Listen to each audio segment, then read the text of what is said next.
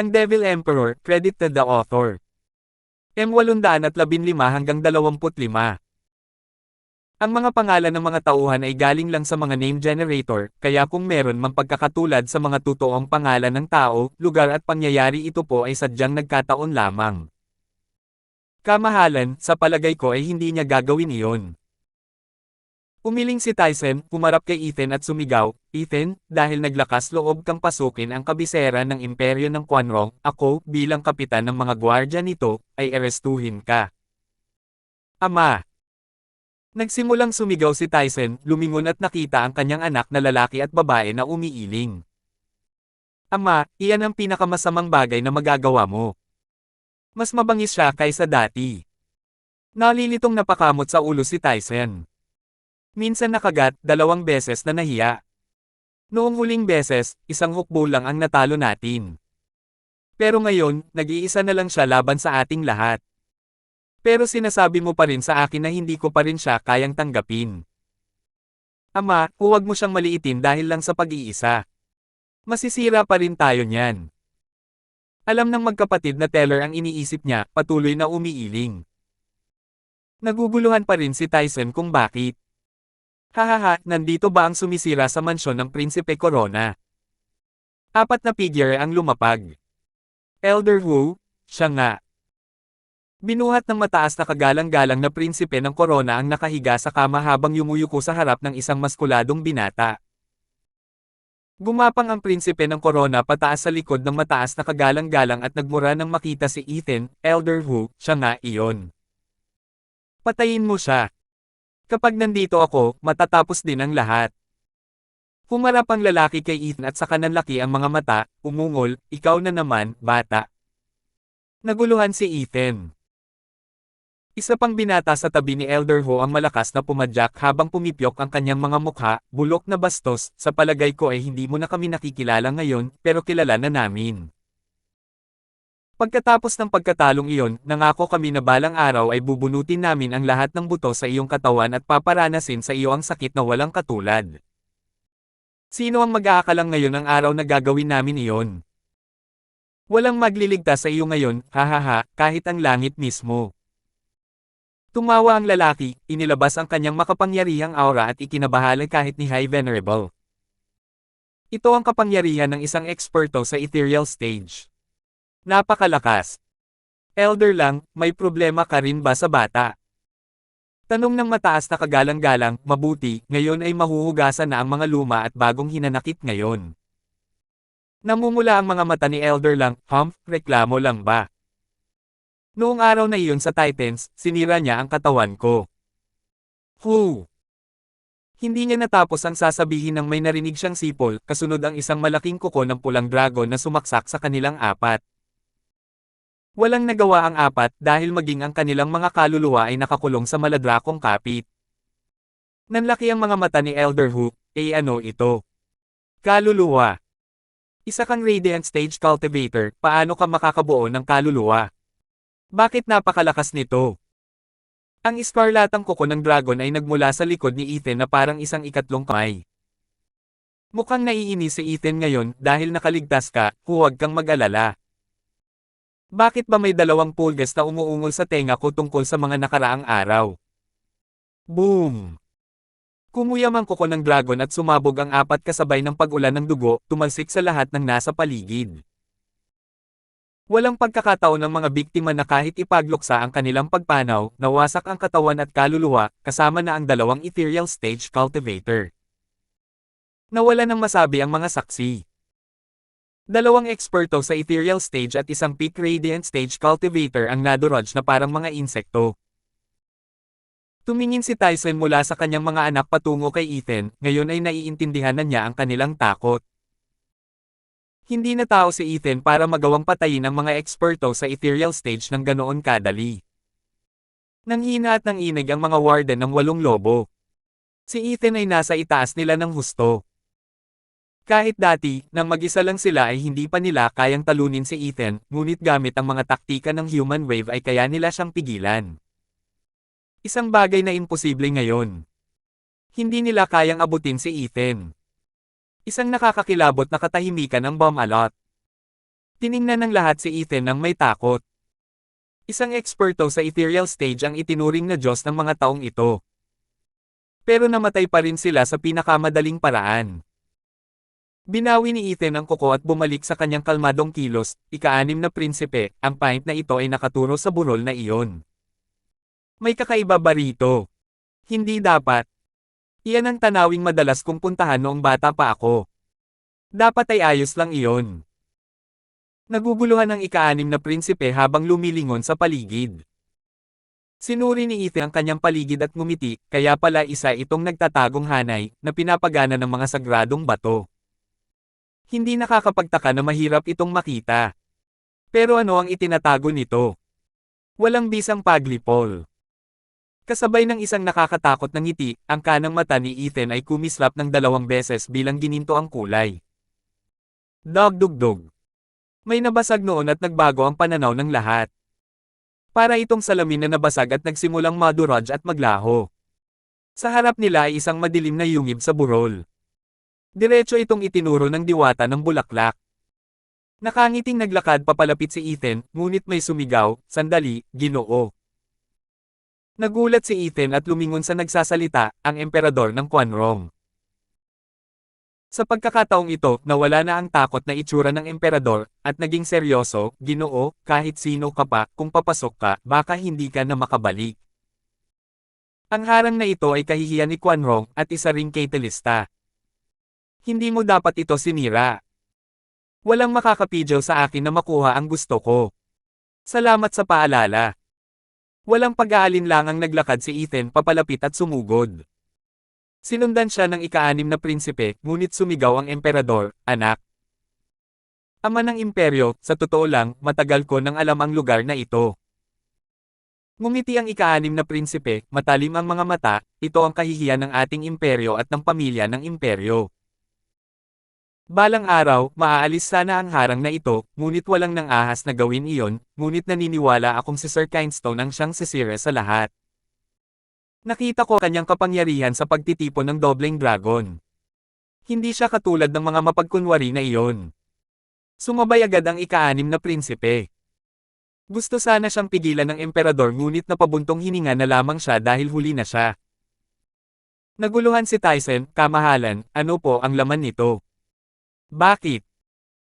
Matandang commander na teller, "Kung hindi sila lalabas, isama mo ang iyong mga tauhan at tumakas, kung hindi ay malilipol nila." Bamantong hininga ang emperador at umiling.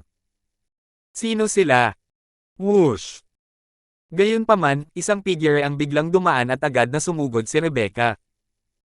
Sinugod siya ni Rebecca, "Rebecca." 4 na tao ang nakapasok sa madilim na kuweba, na wala ang kanilang lagda. Pinagpapawisan si Tyson, ngunit hinawakan ng emperador ang kanyang balikat, "Matandang commander, nasa swerte na ang lahat ngayon. Dahil nakikita ko kung gaano kadaling napatay ng lalaki ang 2 eksperto sa ethereal stage, umaasa akong maibabalik niya ang lahat. Kung gayon, nais kong kunin ni Commander Teller ang anak ko at umalis." Nanginginig na tiningnan ni Tyson ang emperador na nalilito, seryoso ang mukha. "Bakit naman ako hihilingin ng kamahalan na tumakas kasama ang kanyang anak? Ang kalaban ba? Kamahalan, ang bangkay ng prinsipe ng korona. Ay pakain mo iyan sa mga aso." Ang mga mata ng emperador ay puno ng puot. Higit kailanman, si Tyson ay nabigla. Samantala, lumapag si Ethan sa kuweba at ang tanging nakita niya ay isang paliko-likong landas sa lupa. Itinuro ng espiritu ng bulaklak ang direksyon at tumango si Ethan. Pero may narinig siyang sigaw mula sa itaas at umiling si Ethan. Habang naglalakad, nasaksihan niya ang 3 malalakas na kalabog habang 3 tao ang malakas na bumagsak sa kanilang likuran. 816. "Bakit kayo nandito?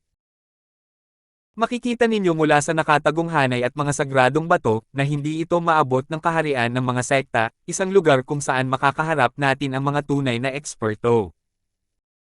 Isinasakripisyo ninyo ang inyong buhay sa pagpunta rito." Nang makita ang 3 kakaibang mukha habang nahihirapang bumangon, ipinaalala ni Ethan sa kanila.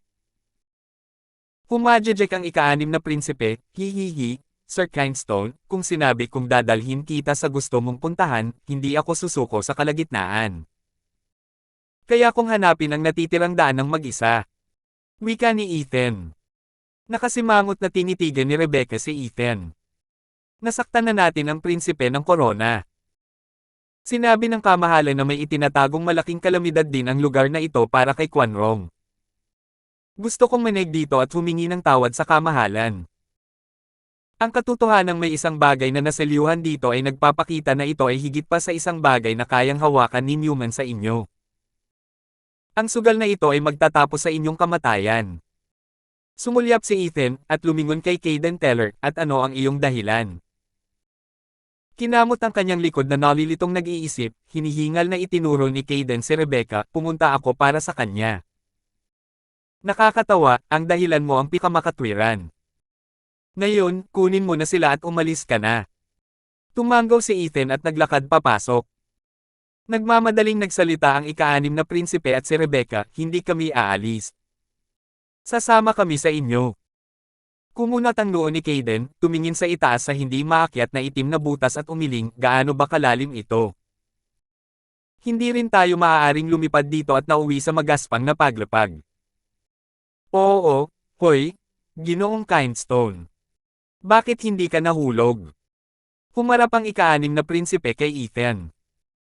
Tumingin siya sa paligid at sinabing, mayroong special bind array dito na pumipigil sa paglipad. Kumusta ka naman?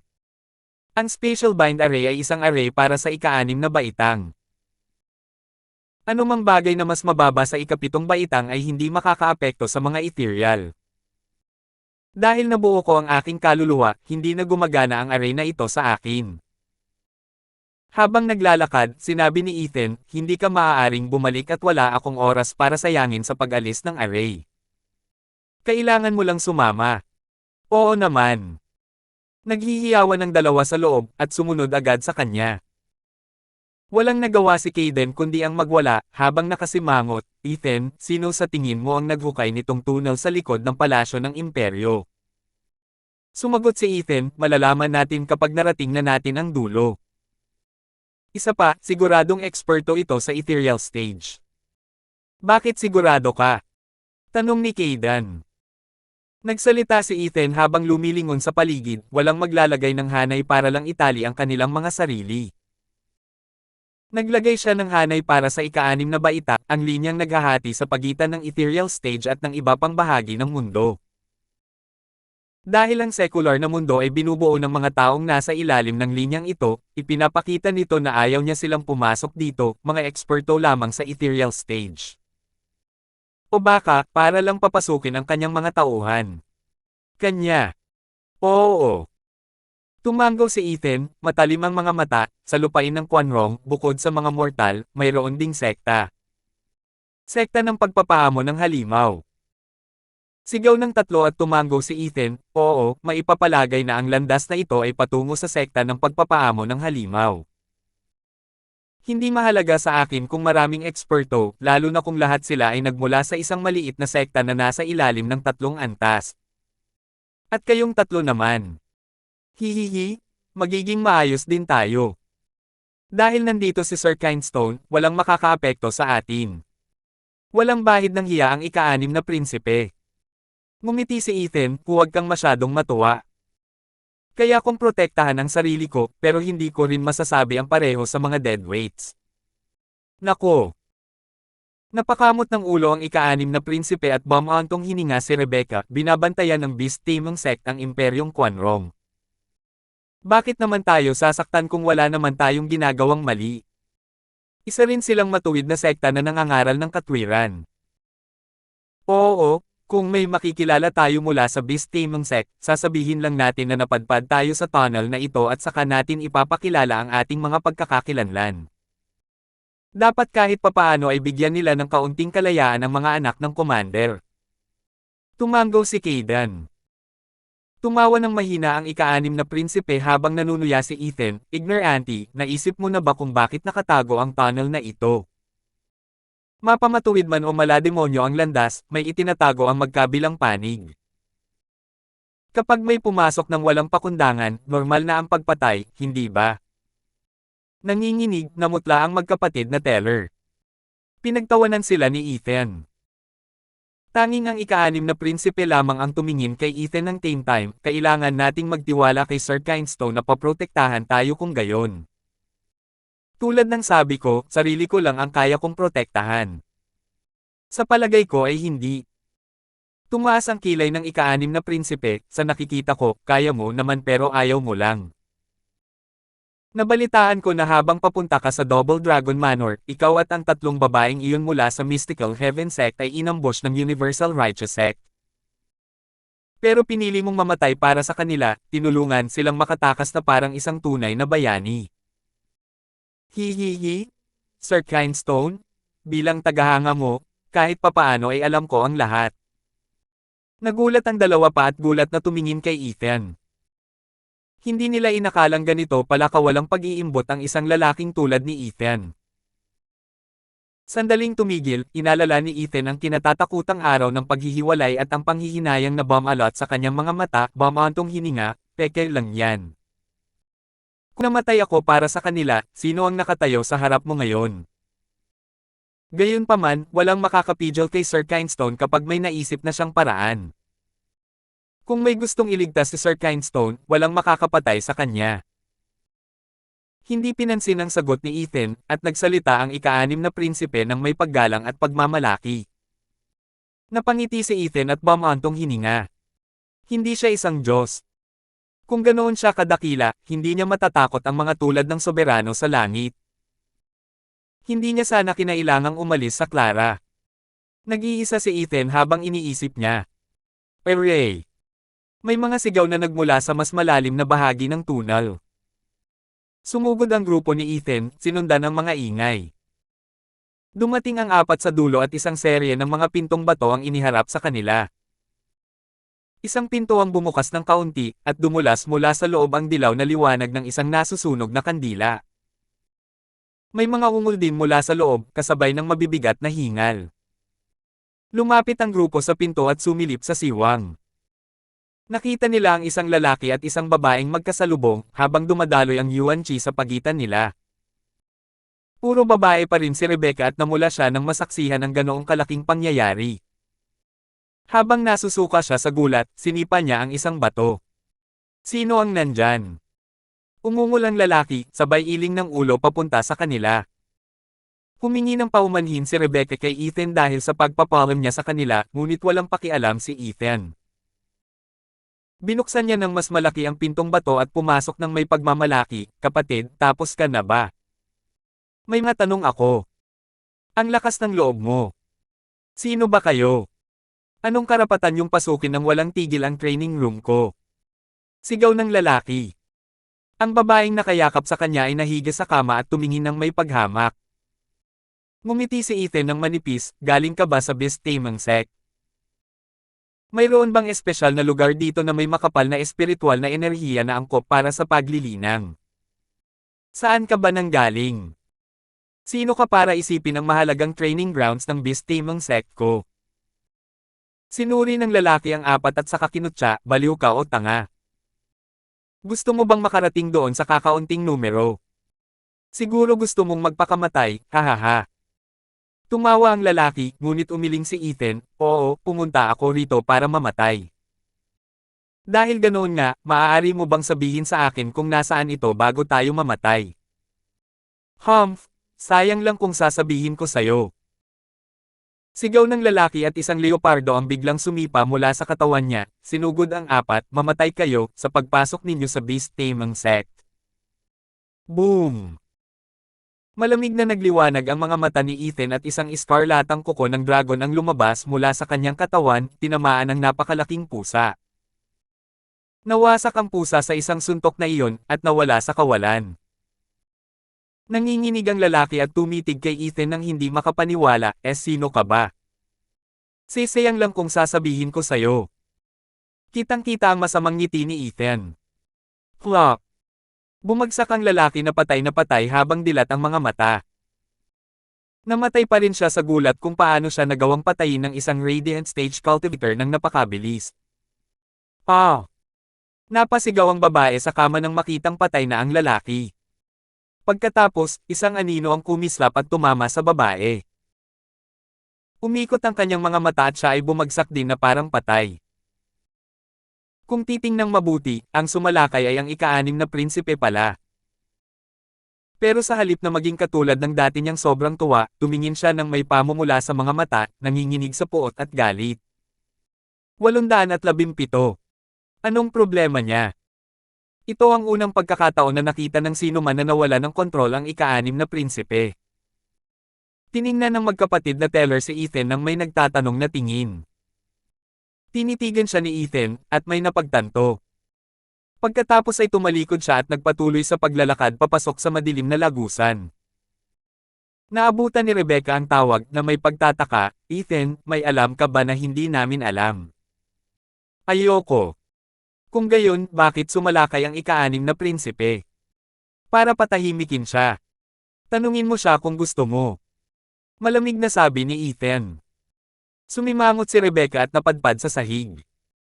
Huminga ng malalim ang ika-6 na prinsipe para pakalmayan ang sarili, saka hinabol sila. Hindi na bumalik sa dati ang kanyang masayahing pakiramdam, at mas lalong naging malungkot pa kaysa kay Ethan.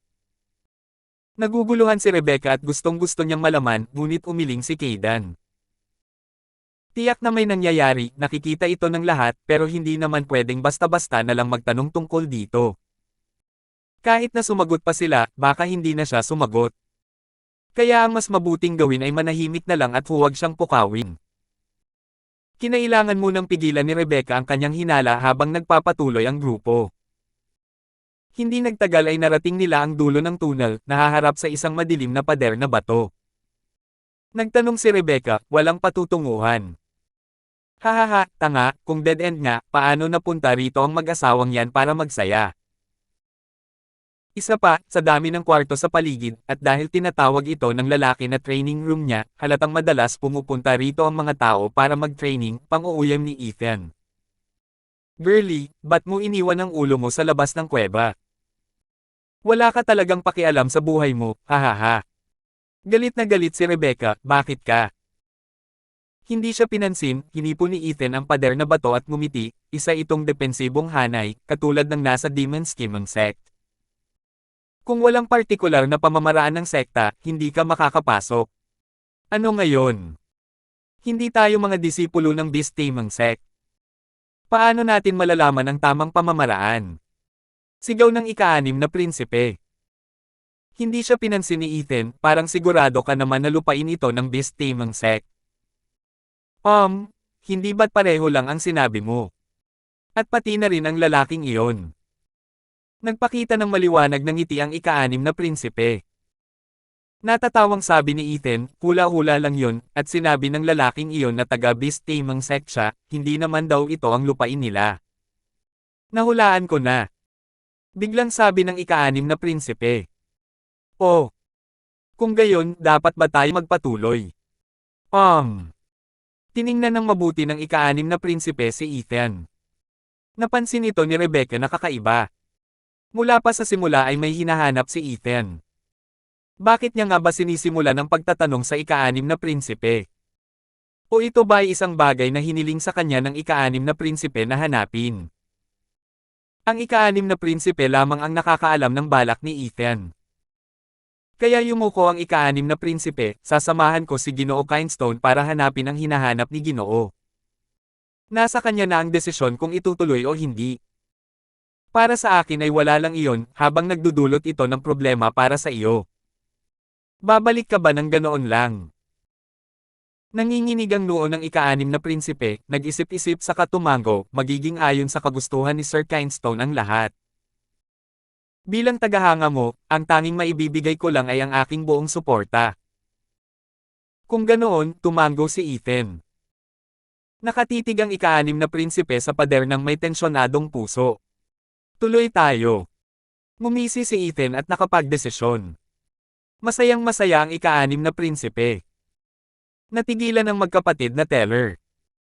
Anong meron sa kanila? May hinahanap ba si Ethan o si ika-6 na prinsipe? Hindi pinansin ng kanilang mga mausisang tingin, ang kaliwang mata ni Ethan ay kumislap ng isang itim na kidlat. Tumama ito ng diretso sa dingding. Mata ng apokaliptikong apoy ng kulog. Ang munting pira-pirasong apoy ay sumabog at naging nagliliyab na apoy. Ang maliit na kislap ng apoy ay tila maliit, ngunit sumabog ito nang dumampi sa buong dingding at tinakpan ito ng nagliliyab na apoy. Dinilaan ng itim na kidlat ang pader, habang ang kidlat ay kumakalabog dito, na nagpabigla sa mga naroon. Natakot ang mga manunood dito, kaya lumalayo sila rito upang hindi ito tumalon at mapatay din sila. Wala silang ideya kung ano ang bagay na iyon na nagdudulot ng ganitong takot. Ang pagtingin pa lang dito ay parang nakatitig na sa mukha ng kamatayan.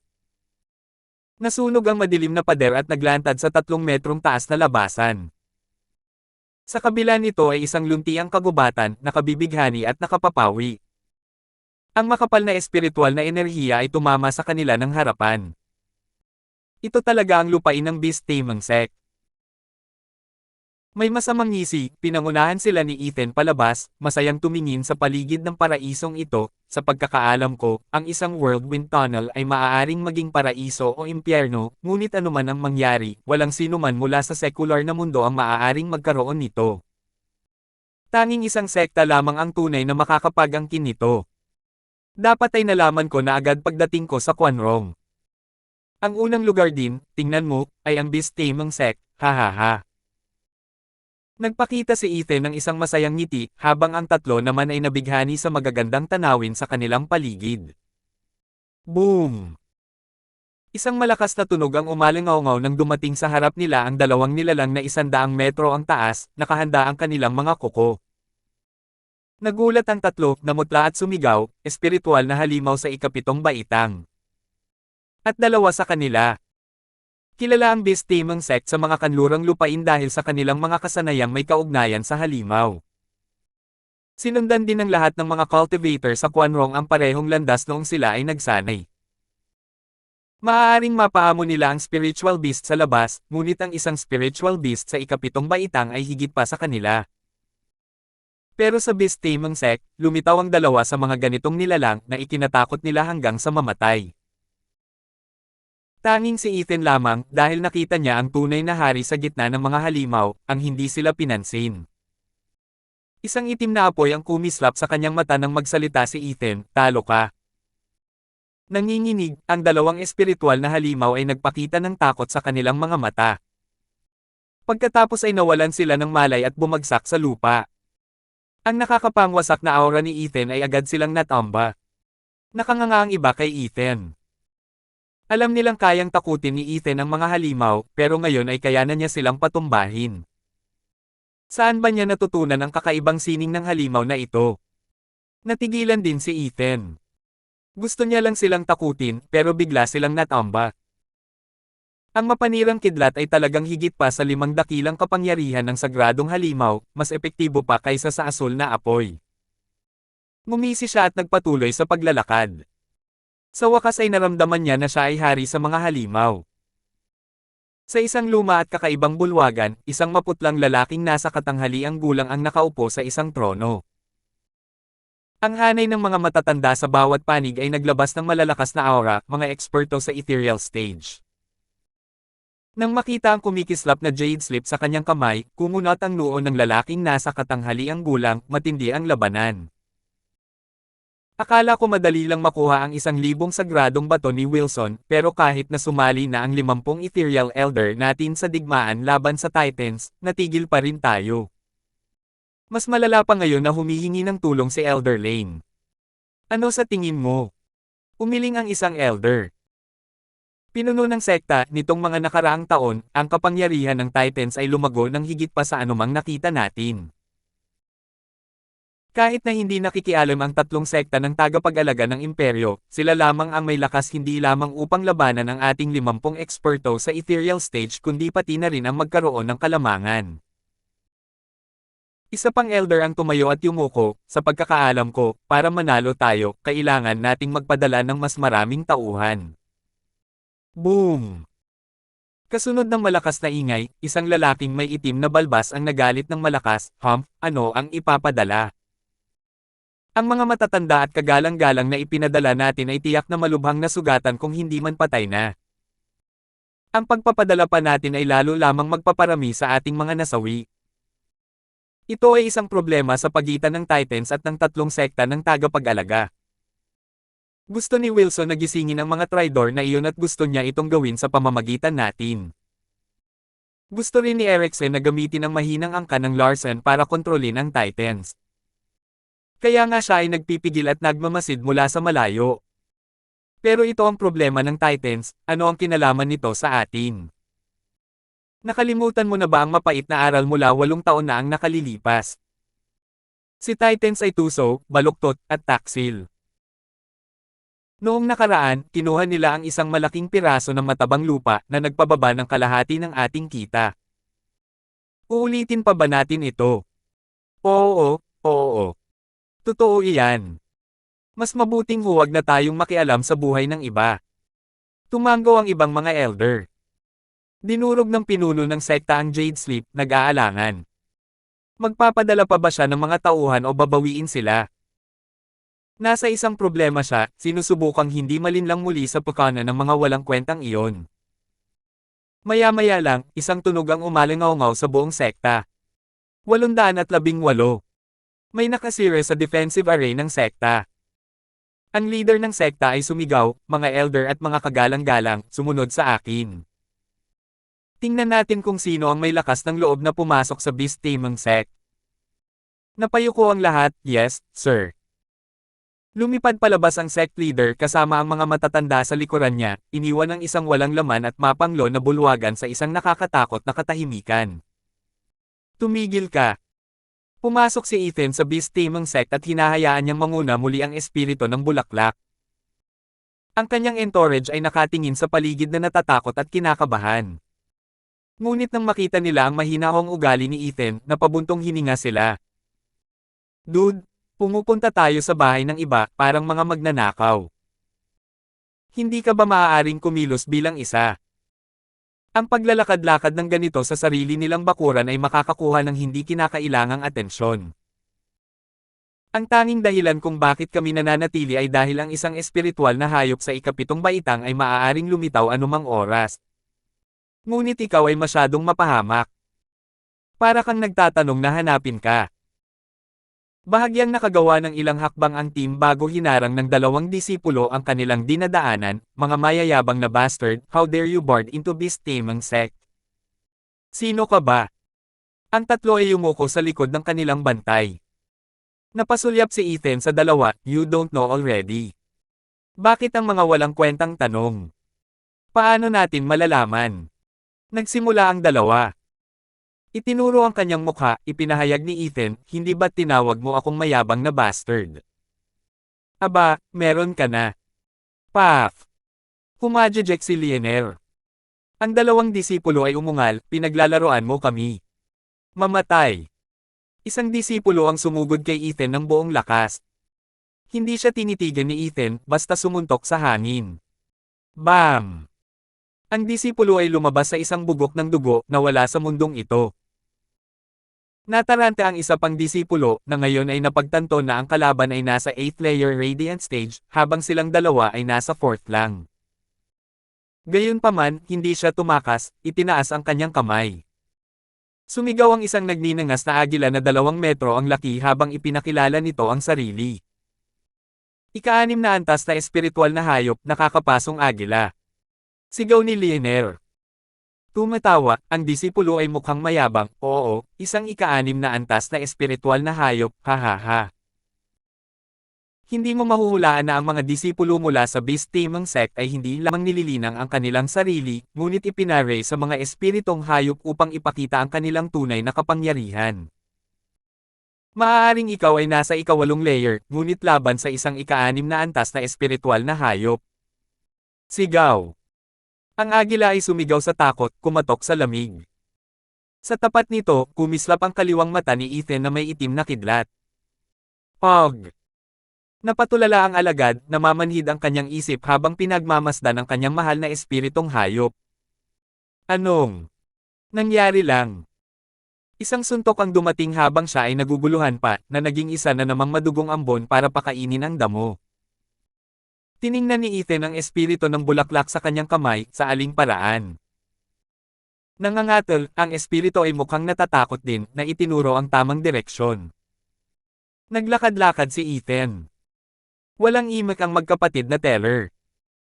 Akala nila sa labas lang si Ethan ang lakas ng loob pero nag-aalboroto siya kahit sa isang sekta. Tanging ang ika-6 na prinsipe lamang ang labis na natuwa na nagliliwanag sa saloobin ni Ethan. Ipinakita nito na si Ethan ay may kapangyarihang humakbang sa Beast Taming Sect. Idol ko yan. Napakagaling, hihihi. Nakangiting sinundan siya ng prinsipe, na iwan ang magkapatid na teller na napabuntong hininga habang kinakaladkad nila ang kanilang mga paa. Dahil nasa ganito rin tayo, maaari rin nating pag-aralan ito. Sina Ethan at kasama. Naglakad-lakad papapasok, nakataas ang ulo, nakalabas ang dibdib, sa gitna mismo ng tahanan ng Beast Taming Sect. Maraming disipulo ang dumating upang dumalaw sa kanila, ngunit nakatakdang magwala sa madugong pagtanggap ni Ethan. Kahit na parami ng parami, walang problema si Ethan. Nagdulot ito ng kakaibang pakiramdam ng kaligtasan para kay Linear, sa kabila ng kalupitan na nakapalibot sa tatlo. Napansin ni Kaden, ang batang commander na dumaan sa maraming digmaan, na sa kabila ng panganib, sinundan din ito ng katahimikan. Ito ang mood na ginawa ni Ethan. Hanggat pinamunuan niya ang daan, hindi sila naapektuhan. Naunawaan na niya ngayon kung bakit umaasa ng husto ang angkan ng Larsen kay Ethan. Hindi maaaring naramdaman din ng Larsen clan na sila ay nagbabakasyon na nakikipaglaban sa amin sa digmaang iyon 8 taon na ang nakakaraan, tama ba? Iyon ay magiging sobrang nakakahiya. Kahit na may mataas na pagkakataon na ito ay totoo. Napabuntong hininga, pinagmasdan ni Kaden ang tuwid na likod sa harap. Siya ay nakamamatay sa mga kaaway at maaasahan sa kanyang mga kaalyado. Mas gugustuhin kong maging kakampi niya. Boom! Ang dagandong ay hindi tumigil habang ang mga disipulo ng Beast Taming Sect ay patuloy na dumarating sa mga alon.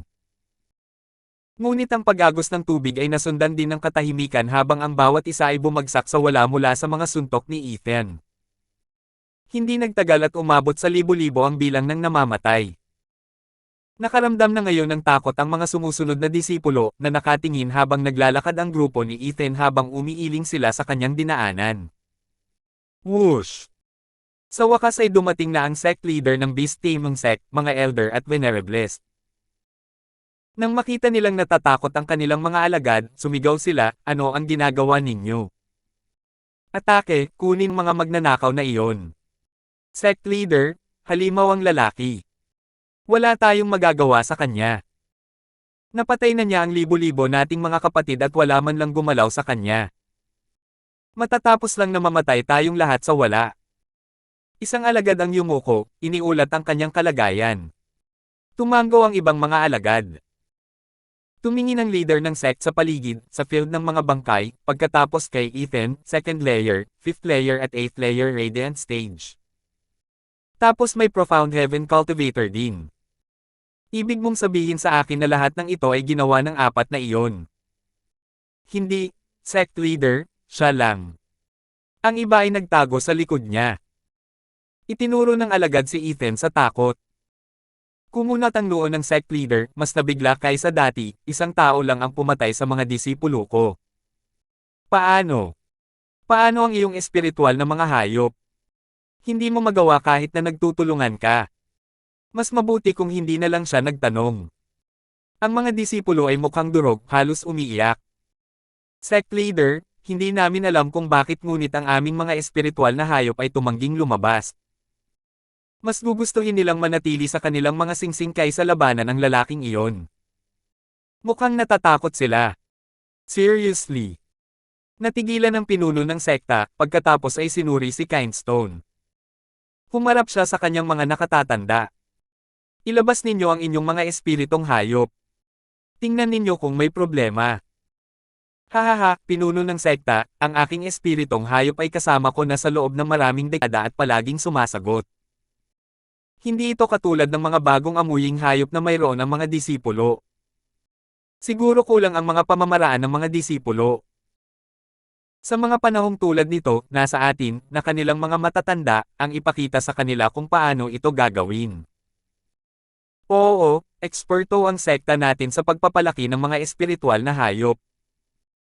Pero nakikita kong hindi na masyadong nagsasanay ang bagong henerasyon, kaya nagmumukhang masama ang sekta natin. Mukhang kailangan nating ayusin ang mga twerp na ito, hahaha. Ang mga matatanda ay napakayabang na bago pa man lumabas ang kanilang mga alaga. Tahimik ang mga disipulo, parang hindi sila makapagreklamo.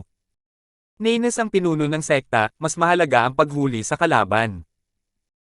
Mga nakatatanda, ang taong makakahuli sa batang ito ay tiyak na maaalala. Hihihi, huwag kang mag-alala, sect leader. Ang aking espiritual na halimaw sa ikapitong baitang, ang Flaming Cloud Tiger, ang siyang magpapabagsak sa kanya. Isa lamang siyang Radiant Stage Cultivator. Pang-uuyam ng isang elder habang sumisigaw, Flaming Cloud Tiger, lumabas ka. Walang tugon. Pinagmasdan ng mga tao ang kanyang magiting na tindig, ngunit walang sino mang tumugon sa kanyang panawagan sa tungkulin. Nako! Nanginginig ang mukha, at bamantong hininga ang lahat. Siyempre hindi iyon darating. Tumawa pa nga ang ilang mga disipulo. Natataranta, mukhang nahihiya ang matanda, habang kumunat ang noo ng sect leader. Anong nangyayari dito? Namatay na ba ang pangunahing kapangyarihan ng Beast Taming Sect? Ibig sabihin, ang grupong ito ay narito para puntiryahin tayo. Naghanda pa nga sila ng mga panlaban. Kahit hindi pa rin niya alam ang dahilan sa likod nito. 819. Hahaha, matandang ulila, nasira ba ang kay-abangan mo? Nang makita siyang nakatayo roon na walang nakikitang mapagkakatiwala ang espiritual na halimaw, isa pang elder ang kinailangang gamitin ang perpektong pagkakataong ito para kutsain siya, ang galing mo naman sa paghawak sa bata kung hindi mo man lang kayang hawakan ang alaga mo. Mukhang dapat na muna natin iyong ayusin. Bakit ka? Tinitigan ng matanda ang nagsasalita. Pero itinaas ng lalaking iyon ang baba niya, kaya pala kasama mo ang iyong spirit animal sa loob ng ilang dekada, at ako naman ay mayroon nito sa loob ng isang siglo. Ang 7th grade spiritual beast, ang Ice Cap Leopard. Matagal na tayong nagtutulungan, halos parang tao na. Hayaan mong ipakita ko sa iyo kung paano talaga ito ginagawa. Ganito ka nakikipagtulungan sa isang spirit animal. May mapang asar na ngiti ang matanda habang itinutok ang singsing kay Ethan, Ice Cap Leopard, kagatin mo ang ulo niya. Malinaw na nagpakita ng reaksyon ng singsing, ngunit pagkatapos ay namatay ito. Nakakailang. Natigilan ng matanda sa kanyang maringal na postere, bagamat walang kahit isang hibla ng kanyang alaga ang nakakapagpakumpleto sa kanyang ginagawa. Ang unang elder na nagpakatanga sa sarili ay kinailang maging mahinhin at pagtawanan ang kanyang kasawian, hihihi, matandang hanggal, hindi mo ba ako pinagtatawanan? Tingnan mo ikaw at ang iyong isang siglong lumang relikya, iniwan ka pa rin nitong lasing at walang sigla. Namumula ang mga mata ng biktima at tahimik na nakatitig sa kanya. Naging balisa ang pinuno ng sekta, at kinausap ang iba, subukan nyo rin, tingnan ninyo kung ano ang mangyayari. Tinawag ng lahat ang kani-kanilang mga tapat na halimaw, kaya pinili ng lahat ng kanilang mga halimaw ang partikular na sandaling ito para baliwalain ang pagtawag. Patuloy na ikinakaway ng lahat ng matatanda ang kanilang mga singsing sa pag-asang lalabas ang kanilang mga alagang hayop balang araw. Malaking kabutihan ang naidulot noon. Walang kahit isang nilalang ang tumugon sa tawag ng may-ari, at pinili na lamang ang ligtas na singsing. Napasigaw ang lahat sa hindi makapaniwalang tingin. Ang paggamit ng mga espiritual na halimaw sa pakikipaglaban ng espesyalidad ng Beast Taming Sect. Nasasabi na ng pangalan ng lahat. Ang hindi paggamit ng kanilang mga espiritual na halimaw ay parang pagputol sa kanilang mga braso, pagbawas ng kanilang kapangyarihan ng kalahati. Ang ganitong pangyayari ay isang ganap na sakuna para sa sektang ito. Pinuno ng sekta. Nataranta ang isang elder. Itinaas ng pinuno ng sekta ang kanyang kamay para pigilan siya, at sumigaw kay Ethan, "Nako, may ginawa ka ba? Anong nangyayari dito? Magsalita ka ng may katuturan, o." Hahaha, napakadali lang nito. Kasabay ng isang masamang ngisi, nagliyab ang itim na apoy sa kaliwang mata ni Ethan, nakatayo ka sa harap ng hari kasama ng mga halimaw. Walang espiritual na halimaw ang nangangahas na harapin ako dahil sa takot sa kamatayan. Malinaw na ba iyon para sa iyo? Nanginig ang lahat ng tao. Hari sa mga hayop. Ang mga espiritual na hayop ay nahahati sa mga antas, bagamat hindi gaanong marami ang tinatawag na mga hari. Gayunpaman, wala ni isa sa kanila ang makapagbibigay ng ganitong takot sa isang espiritual na hayop na magpapayukod dito sa kanyang paligid. Doble pa rin ito para sa isang espiritual na hayop na sinanay ng maraming taon kasama ng mga tao. Halos hindi ito kailanman matatakot sa nagbabantang aura ng isa pang espiritual na hayop lalo na't hindi na ito lalabas. Gayun din. Hindi ba siya tao para tawagin ang sarili niyang hari sa mga hayop? Paano nila nalaman na ang kasuklam-suklam na kidlat ni Ethan ay binubuo ng pinagsamang apat na kapangyarihan ng sagradong halimaw? Ito ay sadyang ginawa para puntiryahin ang mga espiritual na halimaw. Ang pagdating ng kidlat ay hudyat ng tiyak na kapahamakan. Kaya, sino mang espiritual na halimaw na may likas na pagpipigil sa sarili ay piniling lumayo. Nako, ilabas mo na ang mga kasinungalingan mo sa ibang lugar. Hari ng mga halimaw. Parang. Tinitigan ng pinuno ng sekta si Ethan, sino ka ba at bakit ka biglang nakapasok sa sekta ko? Anong lihis na panlilin lang ang ginagamit mo sa aming mga espiritong hayop para mawala ang aming kontrol? Yumuko si Ethan at natawa, gusto mo bang malaman ang sikreto? Sayang naman, akin ito at hindi ko sasabihin. Kung sino ako? Sumulyap si Ethan sa ika-6 na prinsipe sa likuran, na alam kung kailan tatahimik at maglalaho sa likuran. Tumawa si Ethan at humarap sa pinuno ng sekta, hindi ko sasabihin sa iyo. Pero wala namang masama kung sasabihin ko sa iyo ang dahilan ko. Nabalitaan kong mayroon kang paraiso rito at plano kong hiramin ito ng ilang araw. Pahiram. May hiling ka bang mamatay bago ang kabilugan ng buwan? Kabilugan ng buwan. Nag-isip si Ethan. Nanunuya ang pinuno ng sekta, hahaha, kaya alam mo lang na mayroon tayong espesyal na lugar, pero hindi ang mga detalye nito. Hindi naman mahalaga iyon, dahil wala naman akong planong magpahiram sa iyo ng kahit ano. Dahil sa pagsalakay mo sa sekta ko, hindi ka makakalabas ng buhay dito. Nako, ang tiwala sa sarili, pang-aasar ni Ethan. Naging mabangis ang ngiti ng sect leader, at masyado kang kumpiyansa, bata. Maaaring nalabanan mo ang ating mga halimaw, pero huwag mong isipin kahit isang segundo na walang kalaban-laban ang aking sekta kung wala sila. Mayroon tayong mahigit 200 eksperto sa ethereal stage dito. 200. Hindi naman masama para sa isang sekta na nasa lower 3 level, pero pwede naman. Ngumisi si Ethan, ano pa ba ang gusto mong sabihin ko, sect leader? Tiniyak mo lang sa akin, hahaha. Kumukurap ang mga mata ng sect leader, mga sumpa, bata. Isa ka lang radiant stage cultivator tapos pinagtatawanan mo kami ng ganito. Mga elder, dalhin ninyo siya sa akin ng buhay. Pagsisisihan ko ang araw na siya ay ipinanganak. Pagbabayaran ko siya sa pagbaliwala sa beast taming sect. Opo, Ginoo. Yumuko ang isang matanda at sumugod kay Ethan. Isang kislap ng ginto ang nagpakita ng 100 metrong taas na gininto ang tigre na paparating kay Ethan habang nakabuka ang bibig nito. Hahaha, walang silbi ang kahit sinong radiant stage cultivator laban sa isang ethereal stage expert. Kaya kitang hawakan kahit walang alagang hayop. Swoosh!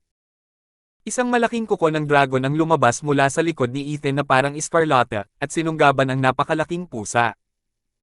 Natigilan ng mayabang na matanda sa gulat, sige. Ang aking kaluluwa. Nakangiting sabi ni Ethan, oo, walang saysay ang isang radiant stage cultivator kung makakalaban niya ang isang ethereal stage expert, sayang naman at hindi ko nakailangan yun. Kasabay ng isang pagdurog na tunog, dinurog ng kuko ng dragon ang gininto ang dragon hanggang maging alikabok. Nakatingin ang matanda ng may takot, at namamatay na may takot na ekspresyon. Napasinghap ang lahat sa gulat. May kaluluwa siya, napakalakas pa. Kaya niyang patayin ang kaluluwa ng isang eksperto sa isang iglap. Walang ordinaryong kaluluwa ang makakagawa niyan. Sino ba siya? Nakatitig ang pinuno ng sekta kay Ethan nang nanlalaki ang mga mata, nanginginig ang mga labi, sino ka? Dati akong bisita, pero ngayon. Kumislap ang mga mata ni Ethan. Kasabay ng isang malakas na ungol, lumabas ang makapangyarihang Escarlata na hari ng dragon sa lahat ng kaluwalhatian nito, inilabas ang buong aura nito. Hahaha, ako na ang sumpa mo. Kaluluwa ng dragon sa langit. Ikaw ba ang Ethan ng Demon Scheming Sect? Sigaw ng sect leader, dahilan para manginig at mawala ng malay ang iba. Nalilito sila at nag-aalala. Hindi ba't sinabi sa kanila ng Demon Scheming Sect na matapos ipagkanulo ni Ethan ang sekta, tinulungan sila ng Universal Righteous Sect sa pamamagitan ng pagsira sa kanya? Bakit ang patay na bituin ng Double Dragon Gathering, ang bago at maikling pinakamahusay na disipulo ng mga lupain sa kanluran ay biglang pumasok sa Beast Taming Sect? Walang sino man dito ang makakaintindi kung bakit kahit ang pinuno ng sekta. Bagamat isang bagay ang tiyak, hindi ito isang sosyal na pagbisita. Nakapikit, huminga ng malalim ang pinuno ng sekta upang pakalmayan ang sarili. Ethan, hindi pa kita nababayaran sa pagsira sa aking pangkat ng mga disipulo sa Double Dragon Gathering. Ngayon nakikita kong pumunta ka rito ng kusa. Hindi ang Universal Righteous Sect ang kumuha ng buhay mo, kundi ibinigay ang pagkakataong ito sa Beast Taming Sect. Ito ay tadhana, tinutulungan tayong maghayganti at magdala ng kapahingahan sa mga espiritu ng ating mga yumaong disipulo. Oo, hindi ako kayang patayin ng isang Superior 3 Sect kaya ano ang magagawa ng isang maliit na Lower 3 Sect para takutin ako? Pangungutya ni Ethan. Kumunat ang noo ng pinuno ng sekta, Ethan, tama na ang kay-abangan mo. Sino ang nakakaalam kung paano ka nakatakas sa paghabol ng Universal Righteous Sect, pero ngayon, sa tahanan ng Beast Taming Sect, may 200 eksperto sa ethereal stage na nakapalibot sa iyo. Tapos ka na. Hahaha, eksakto ang sinasabi ko, 200 lang. Tumahimik ka. Ano ba lang, pinagtatawanan mo ba ang Beast Taming Sect? Ipapakita ko sa iyo ang tunay na lakas ng ating sekta. Nakatitig sa kanya, sumigaw ang sect leader habang iniuutos ang atake. Patayin siya. Opo, Ginoo. Kasabay ng malalakas na ungol, sumugod ang mga matatanda. Ang mga aura ng mahigit 200 eksperto sa ethereal stage ay bumangga kay Ethan na nagpatigil sa kanyang paghinga. Natarante si Rebecca sa loob-loob niya. Kaya ni Ethan ang isa, pero 200. Walang tigil ang pang-iinis ni Ethan, sumusugod din at nakikipaglaban sa kalaban. Natigilan ang mga matatanda nang biglang may kumislap na itim at si Ethan ay may hawak na itim na mahabang espada habang ito ay ibinabagsak sa kanila. 820. Whoosh! Kumislap na parang kidlat sa kanilang paningin ang madilim na gilid.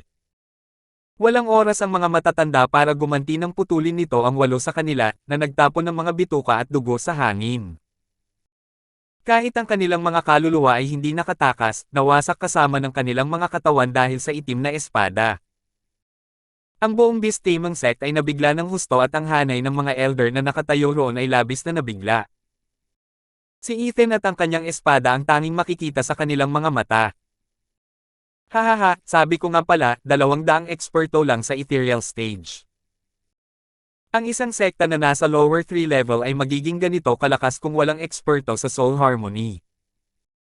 Habang tumatawa, kinutya ni Ethan ang pinuno ng sekta, pinuno ng Beast Taming Sect, sabihin mo sa akin na mali ako. Kumunat ang noo ng sect leader habang nakatitig sa mayabang na tingin ni Ethan. Labis siyang naapektuhan ng lantaran na pagwawalang bahala na iyon, kaya't parang kumukulo ang dugo niya. Pero higit pa riyan, labis siyang nabigla nang mapatay ang 8 ethereal stage expert ng ganoon lang, isang bagay na hindi kayang gawin ng kahit isang ordinaryong ethereal stage expert. Isa ba siyang disipulo?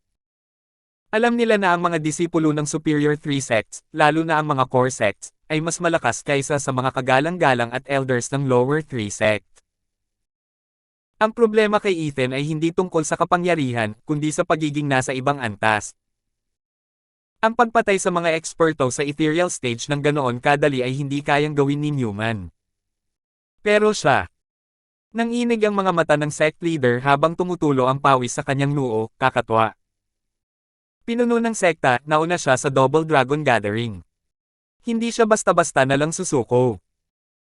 Hindi ba dapat ay ayusin na lang natin ito ng mapayapa?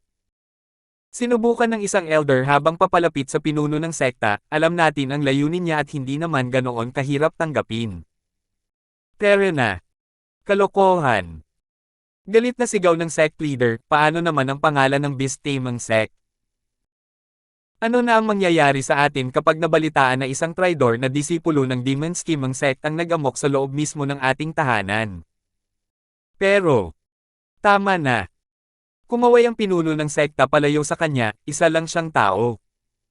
Gaano ba siya kalakas? Lahat kayo, bitawan ninyo ang inyong mga kaluluwa, pipigilan natin siya hanggang sa siya ay mawala ng malay.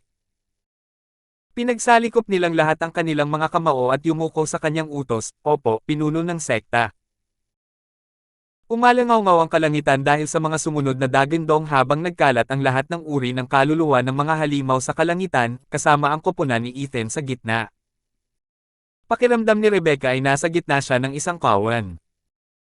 Ang kapangyarihang inilabas ng mga kaluluwang ito ay dumudurog sa kanyang dibdib, ang kanilang mga mata ay puno ng pagnanais na lumunin sila ng buo.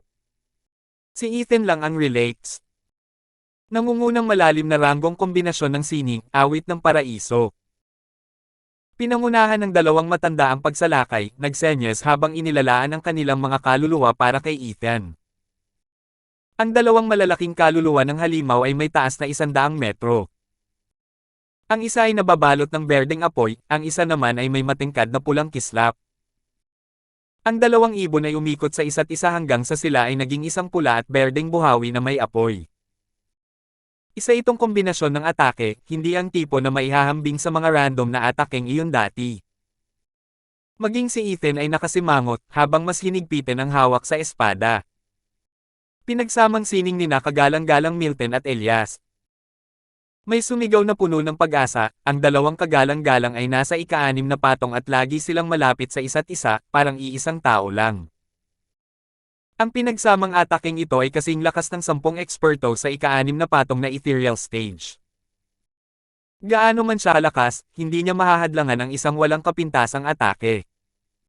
Isang pagsang-ayon ang dumating mula sa karamihan. Nakangiti na ngayon ang pinuno ng sekta. 8 lang ang napatay ni Ethan sa unang pag-atake dahil walang koordinasyon ang mga tauhan niya, mas mahina kaysa sa ginagawa ng dalawang kagalang-galang na ito. Malubhang masusugatan ng bata, at pagkatapos, nakapikit at nakangiti ang sect leader nang sumabog ang buhawi ng tumama ito kay Ethan. Nagkulay pula ang langit, dahilan para mapanganga ang lahat sa lakas ng shockwave.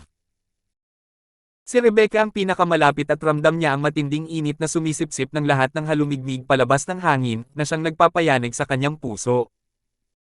Paano kaya haharapin ni Ethan ang ganitong pag-atake? Nanginig ang noo ng ika-6 na prinsipe, matamang nakatitig sa mga sumunod na pangyayari habang malakas na kumakabog ang kanyang dibdib. Dagdugdog. Ang mabangis na apoy ay umabot sa langit. Mayroong dalawang magkakaibang hugis ng mga ibon na umiikot sa impyerno, na parang isang malaking pagan, upang pinuhin ng buhay si Ethan. Nagbago ang mga palatandaan ng dalawang kagalang-galang, pinuno ng sekta, nahuli na natin ang bata. Masusunog siya hanggang maging abo sa loob ng ilang minuto. Mas makabubuti kung hahayaan ni Ginoo na bumalik ang mga elder. Hindi sulit na sayangin ang oras sa isang disipulo, hahaha. Kamangha-mangha ang mga kagalang-galang. Hindi ko kailanman malilimutan ang ginawa mo ngayon. Ngumiti ang pinuno ng sekta. Ngumiti ang dalawa, wala lang yun, ha. Nanginig ang dalawa at tuluyang bumagsak. Mga kagalang-galang, anong problema? Sigaw ng pinuno ng sekta sa takot. Isang shockwave ang tanging sagot niya nang mahati ang ang apoy sa dalawang perpektong hati. Ang dalawang kaluluwa ng ibon ay nahulog mula sa apoy, nahati rin sa dalawa na parang apoy. Dahan-dahan silang naglaho, at bumalik sa kalangitan. Hawak ni Ethan ang kanyang espada habang naglalakad palabas ng nakangiti, hindi naman masama. Kahit ang mga kaluluwa ay mabubuti. Sayang at walang gagana kapag ako ang kalabanan, hahaha. Gulat na gulat, lahat ay napalingon kay Ethan. Ang dalawang kagalang-galang ay kabilang sa pinakamahusay na mayaalok ng beast taming sect. Ngunit, Ethan, sumobra ka na. Sumigaw ang pinuno ng sekta, sabay turo sa kanya, umatake, gumamit ng mga taktika ng alon at patayin siya. Umungol. Sumigaw ang mga tao habang pinaghahandaan na nila ang pag-atake ng buo. Punong-puno ng mga kaluluwa ang kalangitan, papalapit at humihigpit na parang lambat, lahat para lang pabagsakin si Ethan. Kahit siya ay mahihirapan ding labanan ng napakaraming tao ng sabay-sabay. Maaaring magkaroon ng puwang sa kanyang depensa na maaaring magdulot ng matinding suntok sa isang tao. Karaniwang kaalaman na ang bilang ng mga tao ay malakas. Maaaring kanina lang ay kinakabahan si Ethan, pero hindi na ngayon. Kasabay ng isang Senadorius, isang Drakon Ikong Dagendong ang umalingaw at ang tahimik na makapangyarihang Scarlata na hari ng dragon ay nagbago ng anyo. Nagliwanag ang mga gininto ang apoy sa buong paligid nito at ginawa nitong pinakamalakas na variant ang kaluluwa ng dragon sa langit, ang Decimating Golden Heaven Dragon King.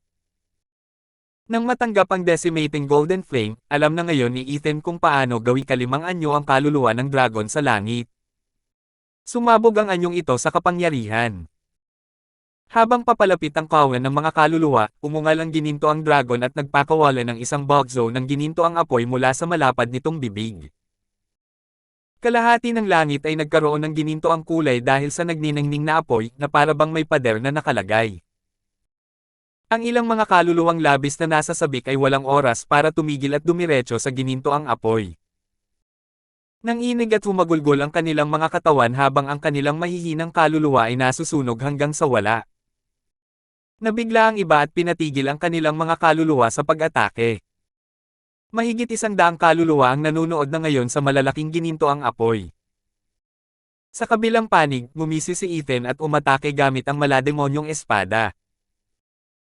Sa isang kislap ng gininto ang apoy, lumitaw si Ethan sa gitna ng mga kaluluwang iyon, nasisiyahan sa pagpatay habang umaani ng mga kaluluwa sa bawat hiwa at tadtad. Gusto sanang umatake ng mga kaluluwa, ngunit ilang sandali pa, muli niyang sinira ang pagkubkob. Nang gusto na nilang humabol, hinaranggan sila ng gininto ang dragon gamit ang hininga nitong apoy. Ang lalaki at ang dragon ay nagtulungan ng may perpektong pagkakaisa upang lipulin ang kalaban. Ang Decimating Golden Flame ay isang mabangis at brutal na apoy.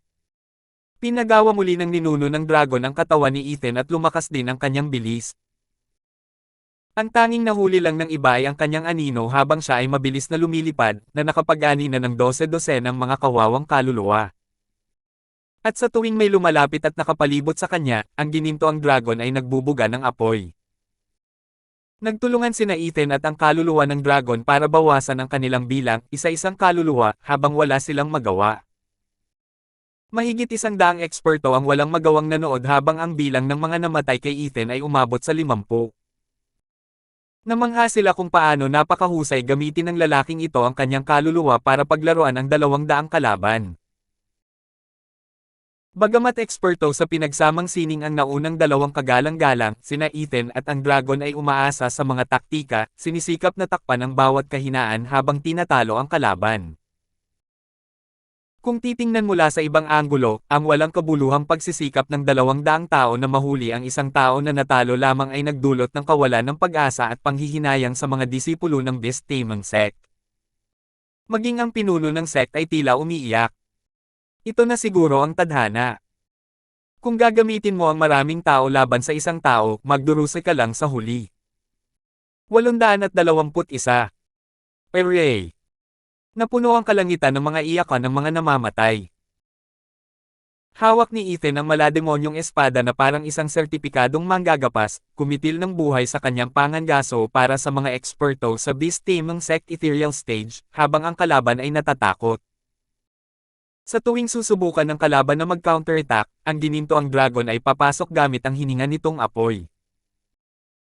Para itong sina David at Goliath, na ang inaasahan dito ay ang higanti ay nakaipit ang mga braso at binti, hinahayaang matanggal ang maliit na nilalang. Taglay ng sekta ang lahat ng kapangyarihang iyon ngunit hindi nito magamit. Paano nila nalaman na may kakayahan siyang kontrolin ang karamihan? Mukhang wala silang magawa, habang si Ethan ay tumatalon-talon sa larangan ng digmaan para sa mas maraming buhay na maaaring makuha. Ang pader na gintong apoy ay sadyang matigas para mabasag. Pinuno ng sekta, marami na tayong nasawi. Kalahating oras pa lang ang nakalipas at 100 eksperto sa ethereal stage ang patay na. Hindi natin maaaring ipagpatuloy ito dahil mamamatay tayong lahat. Isang matanda ang nagulat na may takot habang patuloy na nagmamakaawa.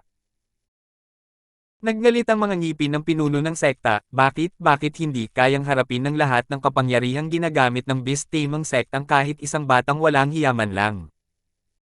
Pinuno ng sekta, ganoon lang siya kalakas, halos walang makakatapat. At saka, yumuko ang isang kagalang-galang, ang aming kapangyarihan ay nakabatay sa aming mga halimaw. Maaaring mas kaunti ang mga eksperto sa sekta ngunit sa pamamagitan ng pakikipagtulungan sa aming espiritong hayop, nadodoble ang aming kapangyarihan, hindi mas malakas kaysa sa demon scheming sect. Ngunit sa kasalukuyang sitwasyong ito, ang aming mga espiritong hayop ay nagiging walang silbi dahil sa mga tusong panlilinlang ng kaaway. Takot na takot sila at ayaw lumabas. Ito ang tunay na dahilan kung bakit wala kaming magagawa. Kaya, tiningnan siya ng pinuno ng sekta, ano ang gusto mong sabihin? Pinuno ng sekta, sa sitwasyong ito, hindi natin magagamit ang lahat ng ating potensyal. Ang pagbaba sa pwesto ay hindi magiging kahihiyan. Mananatiling matatag ang ating imahe. Kalokohan. Nagmura ang pinuno ng sekta, sinasabi mo bang ayos lang sa mga batang walang hiya ang pumasok sa isang malaking sekta? Bukod sa mga spirit animal, mahigit 200 eksperto na tayo rito, pero talo pa rin tayo. Kahit anong tingnan mo, hindi maganda ang mga chismis. Napaigtad ang lalaki ngunit bamulong pa rin, pinuno ng sekta, ano kung gayon? Gusto ba ni Ginoo na mawala ang lahat? Habang nagpapatuloy ang iyakan sa likuran at ang entablado ay lalong nagiging mapula habang ang mga bahagi ng katawan ay itinatapon, huminga ng malalim ang sect leader at sumimangot. Anong gagawin ko? Sumuko na lang at hayaan ang isang batang walang hiya na sakupin ang isang sekta. Magiging katatawanan lang tayo ng mga kanluraning lupain. Pinuno ng sekta. Habang siya ay natigil sa isang palaisipan, isa pang sigaw ang narinig, at kumislap ang mga mata ng bagong dating, hindi ba't ang crescent pool ay nasa abyssal swamp? Hanggat nakulong natin siya sa loob, gaano man siya kalakas, magiging mga pinaputi siyang buto. Hilahin natin siya doon, kung gayon. Nagliwanag ang mga mata ng pinuno ng sekta, tumango siya at ngumisi, hahaha, magaling. Ayaw ba niyang pumunta sa ating Eden? Kung gayon, hayaan siyang maging pataba nito. Kahit nakakailanganin natin ng maayos na pain para sa isang halimaw na tulad niya. Kumislap ang mga mata, sumulyap ang sect leader. Si Ethan ay nagkakaroon pa rin ng araw sa larangan, pumapatay sa lahat ng dako. 1,000 metro lamang sa likuran niya, nakatayo ang 3 mahihinang tao. Nakasimangot na sabi ng sect leader, nahanap ko na ang pain natin. Dahil kasama nila ang bata, siguradong konektado sila. Pero alin sa kanila ang pinaka-epektibo? Pinuno ng sekta, bakit hindi mo kunin lahat ng 3? 3. Oo. Bulong ng lalaki sa tainga ng pinuno ng sekta, na tinanguan niya at ngumisi, gagawin namin ang sinabi mo. Yumuko ang lalaki at nagsimulang magtrabaho. Samantala, lalong lumaki ang bilang ng mga napatay ni Ethan, ang sitwasyon ay ganap na kabaligtaran noong nakaharap niya ang Universal Righteous Sect. Siya ay kalmado at mabilis, habang hindi siya napapaligiran ng mga eksperto sa ethereal stage. Dagdag pa rito ang pinakamalakas na tulong ng kaluluwa, ang decimating Golden Heaven Dragon King. Matagal na siyang nakikipaglaban ngunit wala ni isang pag-atake ang umabot sa kanya. Ang pagpatay ay ganap na may kinikilingan. Dahil sa takot sa pangyayaring ito, napilitan silang umatras dahil sa dumaraming bilang ng mga nasawi sa kabilang panig, na nagdulot ng mas malayong paglipat ng labanan habang hinahabol sila nina Ethan at ng kanyang kaluluwa ng dragon. Nakayuko ang ika-6 na prinsipe at ang magkapatid na teller sa isang kagubatan, habang pinagmamasdan ng kaguluhan, idolo ko iyan, tinatalo ko ng mag-isa ang beast-taming sect. Ano sa tingin ninyo, papatayin ba silang lahat ni Sir Kindstone? Dahil sa kanyang masungit na ugali. Malamang. Sandaling tumigil si Kaden sa katumango, akala ko noon ay isa siyang malakas at tuso na martial, ngunit ang kanyang lakas ay higit pa sa anumang nakita ko. At 8 taon pa lamang ang nakalipas. Kung babalik siya sa Titans, isinusumpa kong hindi ko kailanman lalabanan ang Titan sa buhay na ito. Tumango ang ika-6 na prinsipe, tuwang-tuwa. Tanging si Rebecca lang ang nasa isip niya habang namumula ang kanyang mga pisngi. Swoosh! Tatlong elder na may puting buhok ang lumitaw sa likuran nila ng mga sandaling iyon at hinawakan sila sa leeg. Hooray! Ikaw!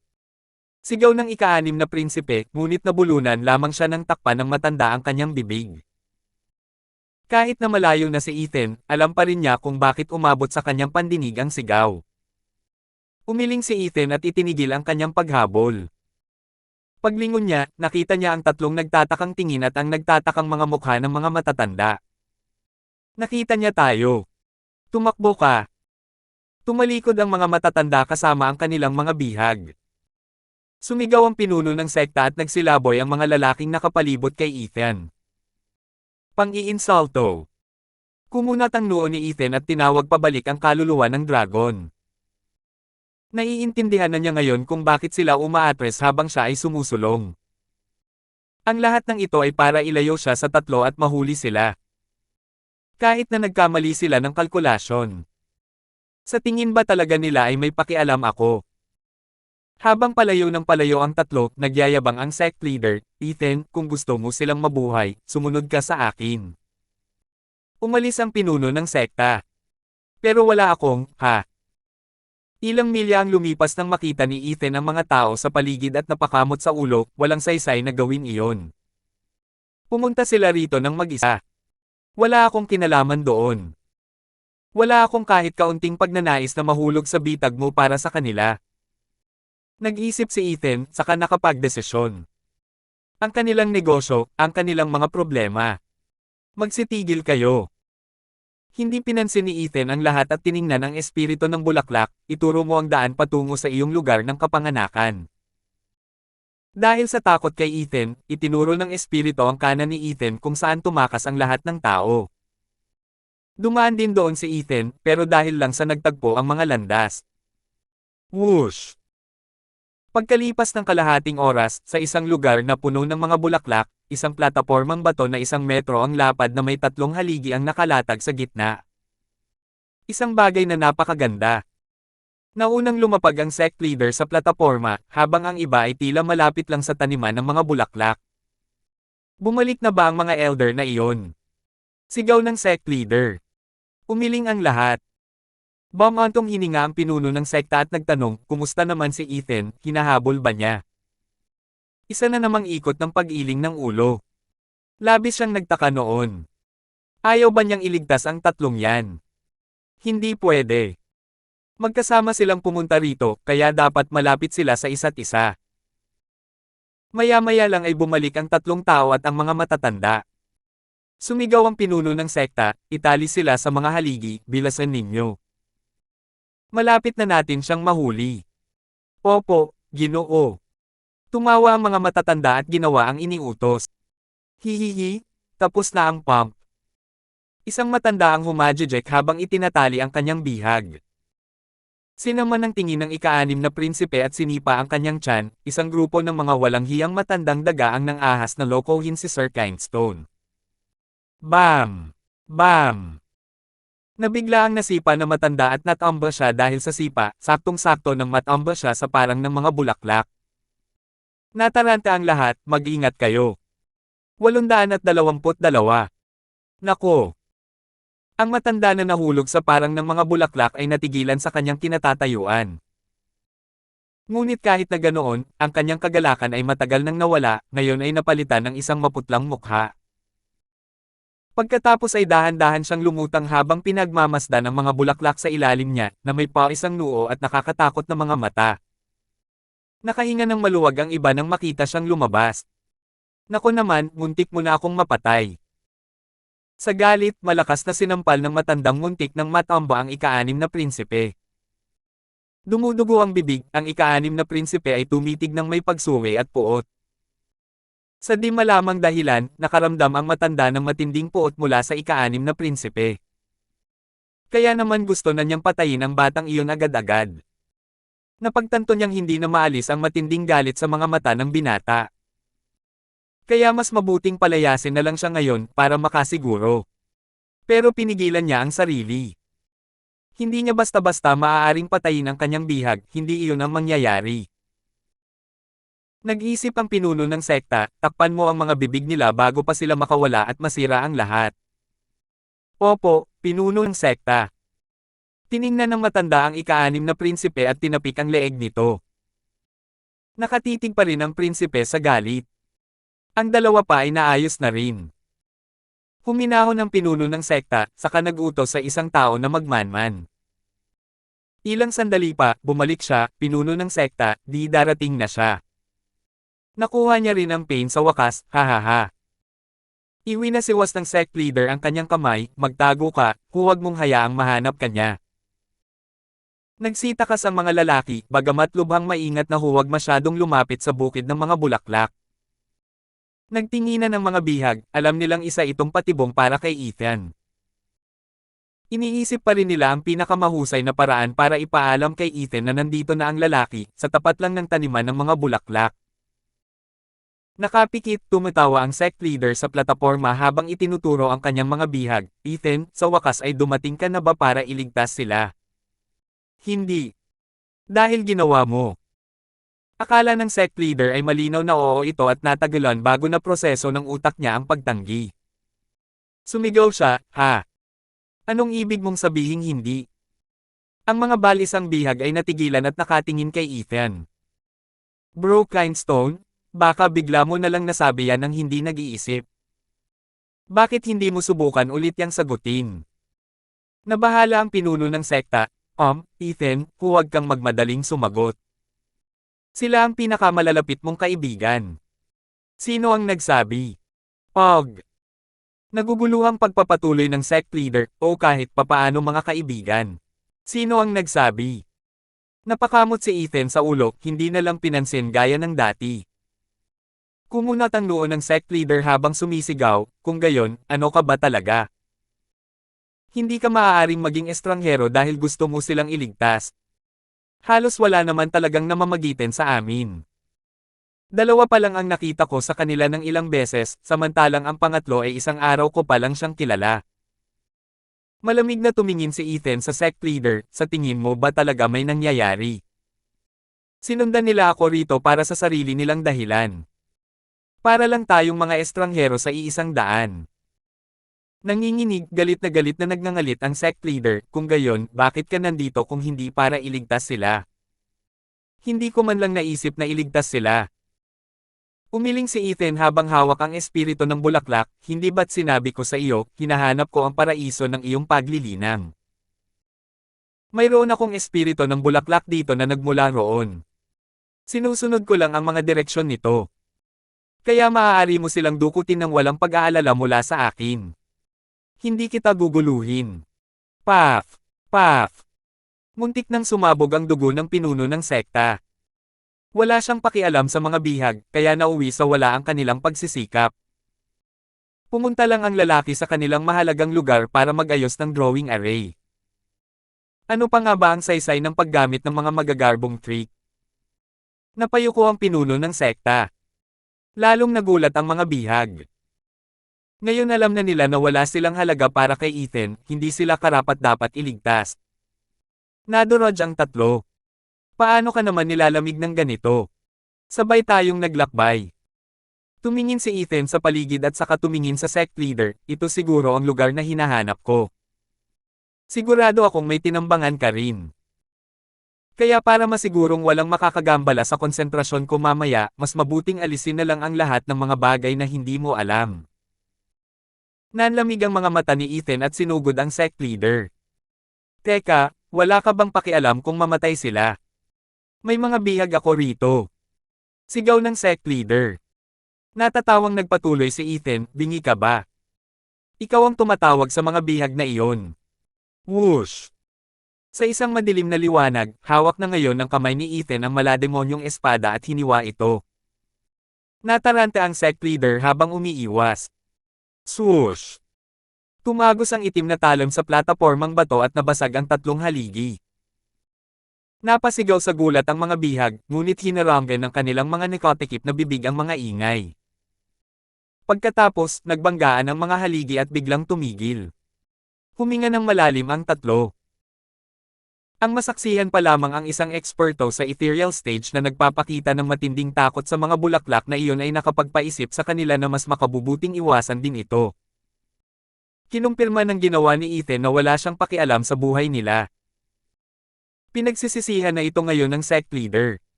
Walang silbi ang pain. Isang gininto ang liwanag ang lumabas mula sa mga paa ni Ethan at bumilis ang kanyang pagtakbo. Nanginginig sa takot ang sect leader at pinakawalan ng kanyang kaluluwa, isang pula at asul na kabibe. 10 metro ang lapad nito, parang isang kalasag, dahil hinaharangan nito si Ethan. Balat ng Gemini. Naningkit ang mga mata ni Ethan, hiniwa at hinati ang kabibe sa dalawa. Ngunit nang mahati ito, ang kabibe ay naging parang naglalahong liwanag, napakabihirang kaluluwa ng halimaw iyan. Tumingin si Ethan sa ibaba at nakita ang sect leader na tumatakas dala ang lahat ng kanyang ari-arian. Nakangiting hinabol siya ni Ethan, hahaha, ang Gemini Shell ay isang pambihirang ilusionaryong kaluluwa ng halimaw. Iniisip ko kung paano mo ito nagawang mabuo sa nag-iisang bundok na ito. Sabi nila, sa tuwing lilito ang kaluluwang ito, ang isa ay peke habang ang isa ay totoo. Ang tunay ay hindi lilito hanggat hindi nawawasak ang peke. Maaari itong maging isang uri ng harang na tumutulong sa pag-atake at pagtatago. Pero para makagawa ng peking bahagi, kailangan ng malaking halaga ng yuan chi. Iniisip ko kung gaano katatagal. Nako! Hindi kailanman lumitaw ang Gemini Shell sa kanlurang lupain kaya paano mo ito mas kilala kaysa sa akin? Murang sabi ng sect leader. Natatawang sabi ni Ethan, nakarating na ako. Mountain Destroyer. Sumulyap si Ethan sa harap ng sect leader at sumugod. Umiling ang sect leader at nagpakawala ng isang bala para ipagtanggol ang sarili, habang siya mismo ay naglaho sa likod nito. Nakangiting tinaga ni Ethan ang bala at nawala na ang bala. Ngunit sa pagkakataong ito, hinayaan niyang hiwain ng talam ang buong taniman ng mga bulaklak. Nanginginig si Ethan at sumigaw. Ito ba ang kanilang patibong? Pakiramdam niya ay nakabaon ng espada sa isang kumunoy. May narinig siyang kalabog sa likuran niya at isang marahas na sipa ang lalong nagpatulak sa kanya papasok, tuluyan sa gitna ng taniman ng mga bulaklak. Paf! Paf! Ang mga bulaklak ay gumalaw na parang mga alon sa dagat. Nagpumilit si Ethan na makalabas ngunit may itim na humahawak sa kanya at humihila sa kanya palapit. Gusto niyang lumipad, ngunit wala siyang nagawa. Sa itaas niya, pumagalpak ng tawa ang sect leader ng Bistamang sect na parang baliw. Hahaha, tanggang batang yan, nakuha na kita. Hihihi, ayaw mo bang makita ang Eden natin? Ito na nga. Sino mang papasok sa Abyssal Swamp, kahit ano pa ang kanilang kapangyarihan, ay hindi makakalabas. Maaaring ikaw ang mauna sa Double Dragon Gathering, napapatay sa napakaraming Elder ko, pero tapos ka na. Kumunat ang noo ni Ethan, seryoso ang mukha habang nakatingin sa ibaba. 823. Lumulutang ang mga bula ng hangin sa ibabaw habang lumulubog si Ethan. Natagpuan niya ang kanyang sarili na napapaligiran ng mga ito, lahat ay umaakyat sa ibabaw. Natutunaw ang damit niya sa ilalim ng mga mata niya, para bang nasa loob siya ng isang uri ng tangke ng asido. Dahil maasim na ang latian ngayon, ako na ang susunod kung patuloy pa rin akong hihilahin pababa. Sa wakas ay naging seryoso si Ethan, nahihirapang makawala sa sitwasyong ito. Ang latian ay hindi lamang mapang-uyam, kundi lubhang mapanghimasok. Sa sandaling mahawakan niya ang latian, dumaikit ito sa kanya na parang pandikit. Ang mas malala pa, ang putik ay tumago sa kanyang balat at dumaan sa kanyang mga meridian upang selyuhan ang kanyang yuan chi. Nawala ng saysay ang lahat ng kanyang pagpupumiglas, habang siya ay tuluyang bumagsak at lalong lumubog. Pumadjejek ng mayabang ang pinuno ng sekta, hahaha, batang duwag, itago mo na lang ang mga pukana mo. Wala pang nakatakas sa latian. Kaya magpakabait ka at hayaan mong dalhin ka nito sa ilalim at itulak pataas ang mga daisy mula ngayon. Nakita ng mga bihag si Ethan na nagpupumiglas at nataranta. Natakpin ng mga kumot ang lahat ng kanilang iyak at hindi nila siya maabot. Sa tingin mo ba talaga ay kaya akong hawakan ng isang latian? Nasa kalagitnaan na ng putik si Ethan at natawa, pinuno ng sekta ng Beast Taming Sect, huwag mo akong isama sa mga hanggal na mamamatay dahil sa mga plano mo. Wala kang kwenta. Isang alon ang umalangaw-ngaw nang matapos siya. Nanginginig ang pinuno ng sekta at tiningnan si Ethan ng may kaba. Isang bagay ang tiyak, anong uri ng normal na Radiant Stage Cultivator ang makakalampas sa isang Ethereal Stage Expert? Labis siyang nag-aalala sa kapangyarihan ni Ethan, umabot pa sa puntong minamaliit niya ito kaysa minamaliit. Kahit gaano pa siya katiwala sa latian na iyon, kinakabahan pa rin siya kung kaya nitong kayang tiisin ang isang tulad ni Ethan. Nakasimangot siyang nakatitig kay Ethan, handang kumilos kung kinakailangan. Sisiguraduhin niyang sipin niya ito at pipigilan ang anumang pagtatangkang tumakas. Sa sandaling makalabas ang kakatwang tao, tiyak na mapapahamak ang kanyang sekta. Pawisan ng mga kamay ng sect leader. Unang yugto ng Divine Eye of the Void, shift. Kumikinang ang mga mata ni Ethan habang tumatawa siya. Hiniramgan ng putik ang kanyang Yuan Chi, ngunit ginamit ng Divine Eye of the Void ang kaluluwa para gumana. Kailangan lang niyang magpalit ng pwesto at magiging ayos lang sa kanya. Lumihis ang espasyo sa paligid ni Ethan, dahilan para lalong maging tensyonado ang sect leader, hindi niya alam ang plano niya, pero handa siyang umatake agad-agad. Bam! Bam! At iyon na nga. Nabuo ang alon ngunit pumutok din sa huli, nang hindi man lang isinama si Ethan. Naduraj ang pagmamalaki ni Ethan sa Divine Eye of the Void. Hindi ito maaaring mangyari. Napasigaw si Ethan sa gulat. Habang tumitingin sa kanyang isipan, nakita niya ang putik na tumatagas din doon. Kahit ang kaluluwa ng dragon sa langit ay hindi kayang alisin ang bagay na iyon kahit gaano pa ito kakalat. Nakasara na rin ang kaluluwa niya ngayon. Natigilan si Ethan habang nakatingin sa itim na putik sa paligid niya ng may labis na pagkalito, ano ba to? Imposibleng magkaroon ng ganito kakakaiba ang mortal domain. Siguro. Naalala ni Ethan ang mga salita ng ninuno ng dragon. Ang Whirlwind Tunnel ay nagdugtong sa Sacred Domain kaya marahil ay may nakalusot mula sa Sacred Domain. Nakasimangot na sabi ni Ethan. Napakalaking pagkakamali, at lahat ng ito ay dahil ang Beast Taming Sect ay isang sekta sa ilalim ng 3 antas. Hindi ko kailanman inakalang posible na ang kanilang lihim na domain ay maging ibang-iba sa Ultimate Clarity Sect. Ang kaharian ng Ultimate Clarity Sect ay paraiso para sa mga cultivator habang siya yon ay narito na at lumulubog sa impyerno. Parehong nasa antas ng Sacred Domain ang dalawang espasyong ito.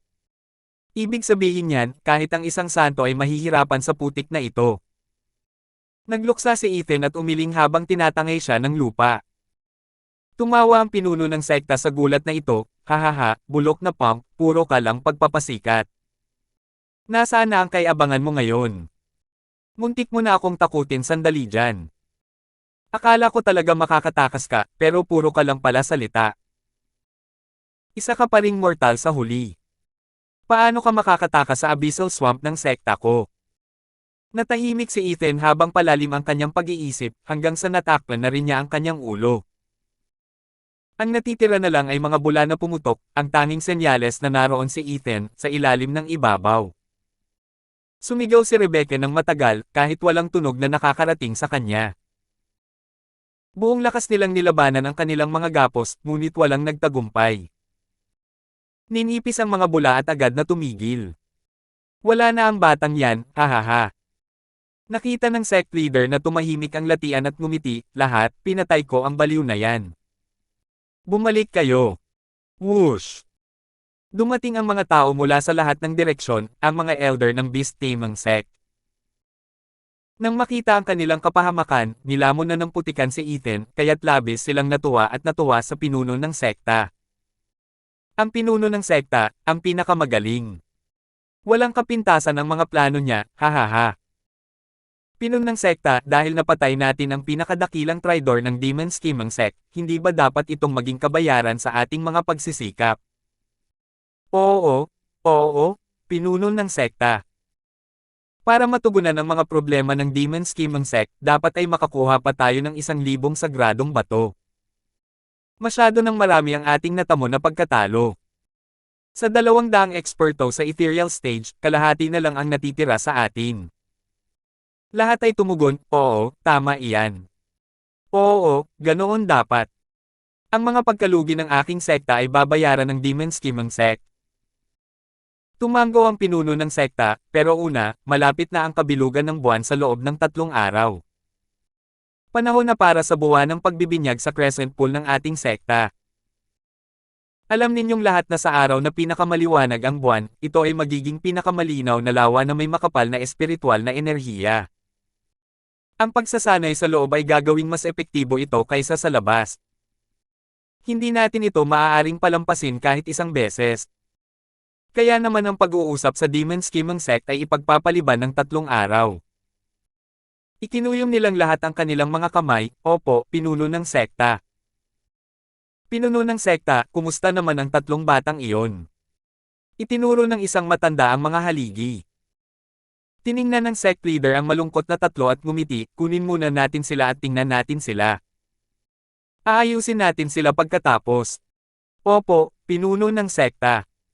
Yumuko ang matanda at umalis kasama ang mga bihag. Umalis ang lahat, iniwang mag-isa ang pinuno ng sekta. Tiningnan niya ang kumunoy sa huling pagkakataon, sabay ngiti, Ethan, gaano ka man katatag, kahit nakatakas ka na sa Universal Righteous Sect, dito ka pa rin nahulog, sa Beast Taming Sect, haha. Wala na rin ang sect leader. Umalis siya nang magsimulang bumulwak ang hindi gumagalaw na putik, lumalakas ng lumalakas. Sining ng pagbabagong anyo ng demonyo. Sa kailaliman, sa pinakailalim, habang napapalibutan siya ng makapal na putik, iminulat ni Ethan ang kanyang mga mata. Lumabas ang itim na enerhiya mula sa kanyang katawan at pinaikot ang putik na parang buhawi habang sinisipsip niya ito. Sa loob ng kanyang isipan, kahit na kasing itim ito ng putik, ay nagsimula ring kumilos.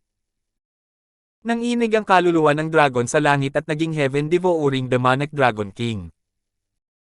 Kasabay ng isang ungol, tinipon nito ang lahat ng putik sa paligid nito at pinawala ito sa itim na enerhiya. Nagtulungan sina Ethan at ang kaluluwa ng dragon upang sipsipin ang latian na parang isang walang hanggang butas. Kayang baguhin ng demon transformation art ang kahit ano sa mundo. Tingnan natin kung alin ang mas malakas, ang pagiging kinakaing unti-unti ng latian o ang malademonyong sining nitong demonyong emperador, Humph. Nakangiting kumislap ang mga mata ni Ethan. 824.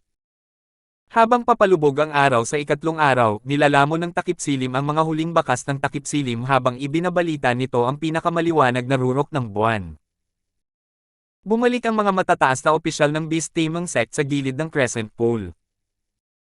Nakatayo ang sect leader sa platapormang bato, naghihintay na magpahinga ang gabi ng may ngiti. Mga matatanda at kagalang-galang, malapit na nating matamasa ang tubig na nagpapadalisay. Ngunit una, kakausapin natin ang 3 batang sumalakay sa ating sekta 3 araw na ang nakalilipas. Tumingin ang sect leader sa kanyang mga kasamahan habang nagsasalita, at inaayos ang tingin sa isang elder. Kumaway ang matanda at pinaharap ng 2 disipulo ang 3 bihag. Tumingin sa paligid ang ika-6 na prinsipe ng may masamang hangarin. Si Rebecca at ang kanyang kapatid ay mukhang takot. Labis na pinagsisisihan ni Kaden ang pagpunta niya rito. Dapat pala ay isinama na lang niya ang kanyang kapatid na babae at umalis. Ngayong nasa Beast Taming Sect na sila, tapos na ang lahat. Nakangiting nagsalita ang pinuno ng sekta, sino kayo? Saan kayo nanggaling? Natahimik ang 3. Hahaha, tumahimik ka na nga. Pinaimbestigahan na rin naman kita. Humarap ang pinuno ng sekta sa kanyang mga nakatatanda, mula sa imbestigasyon ni Elder Chai, nakapasok sila sa pamamagitan ng lihim na tunnel sa pamamagitan ng pagsira sa hanay nito. Ano? Lahat sila ay mukhang nagulat, pagkatapos ay nalungkot ang kanilang mga mukha. Isang elder ang napapadpad, ang kanyang mga mata ay puno ng uhaw sa dugo, ibig sabihin alam ni Quan Rong ang tungkol sa tunnel na iyon. Alam ng walang kwentang pinunong iyon ang ginawa natin sa kanyang mga lupain sa mga nakalipas na taon. Sigurado akong mas maaga pa iyon kaysa doon, nagkunwari lang siya. Pero ngayon, nabunyag na ang takip na iyon, hahaha. Ngumiti ang pinuno ng sekta, hindi lamang ang kahihiyan ni Quan Rong ang mabubunyag, kundi pati na rin ang imahe ng Beast Taming Sect ay madarama ang matinding dagok. Kung mabalitaan ito ng Double Dragon Manor, ang sekta ng tagapag-alaga ng imperyo na iyon. Kung gayon, siguraduhin mong hindi yan makakalabas. Dumura ang matanda bago matapos ang sasabihin ng sect leader. Hindi ba't sumulpot si Ethan sa Quanrong? Kailangan na lang nating alisin lahat ng nakakaalam nito at itapon na lang sa ulo niya. Nakagawa na ng ganitong kalupitan ang walang hiyang ito, pagpatay at pagnanakaw, bago pa man siya tuluyang napatay, hahaha. Tumango ang isa, nakatakda ang kanilang mga isip. Nagalit ang ika-6 na prinsipe, mga mapagpaimbabaw, yumuyuko ng napakababa ngunit wala man lang lakas ng loob na aminin ito. Ang nakakatawa ay ang pangangaral mo sa iyong sarili na isa kang matuwid na sekta. Si Sir Kinestone ay isang santo kung ikukumpara.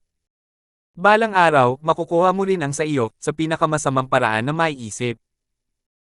Ang Beast Taming Sect ay mabubure sa 9 na sekta ng mga lupain sa kanluran.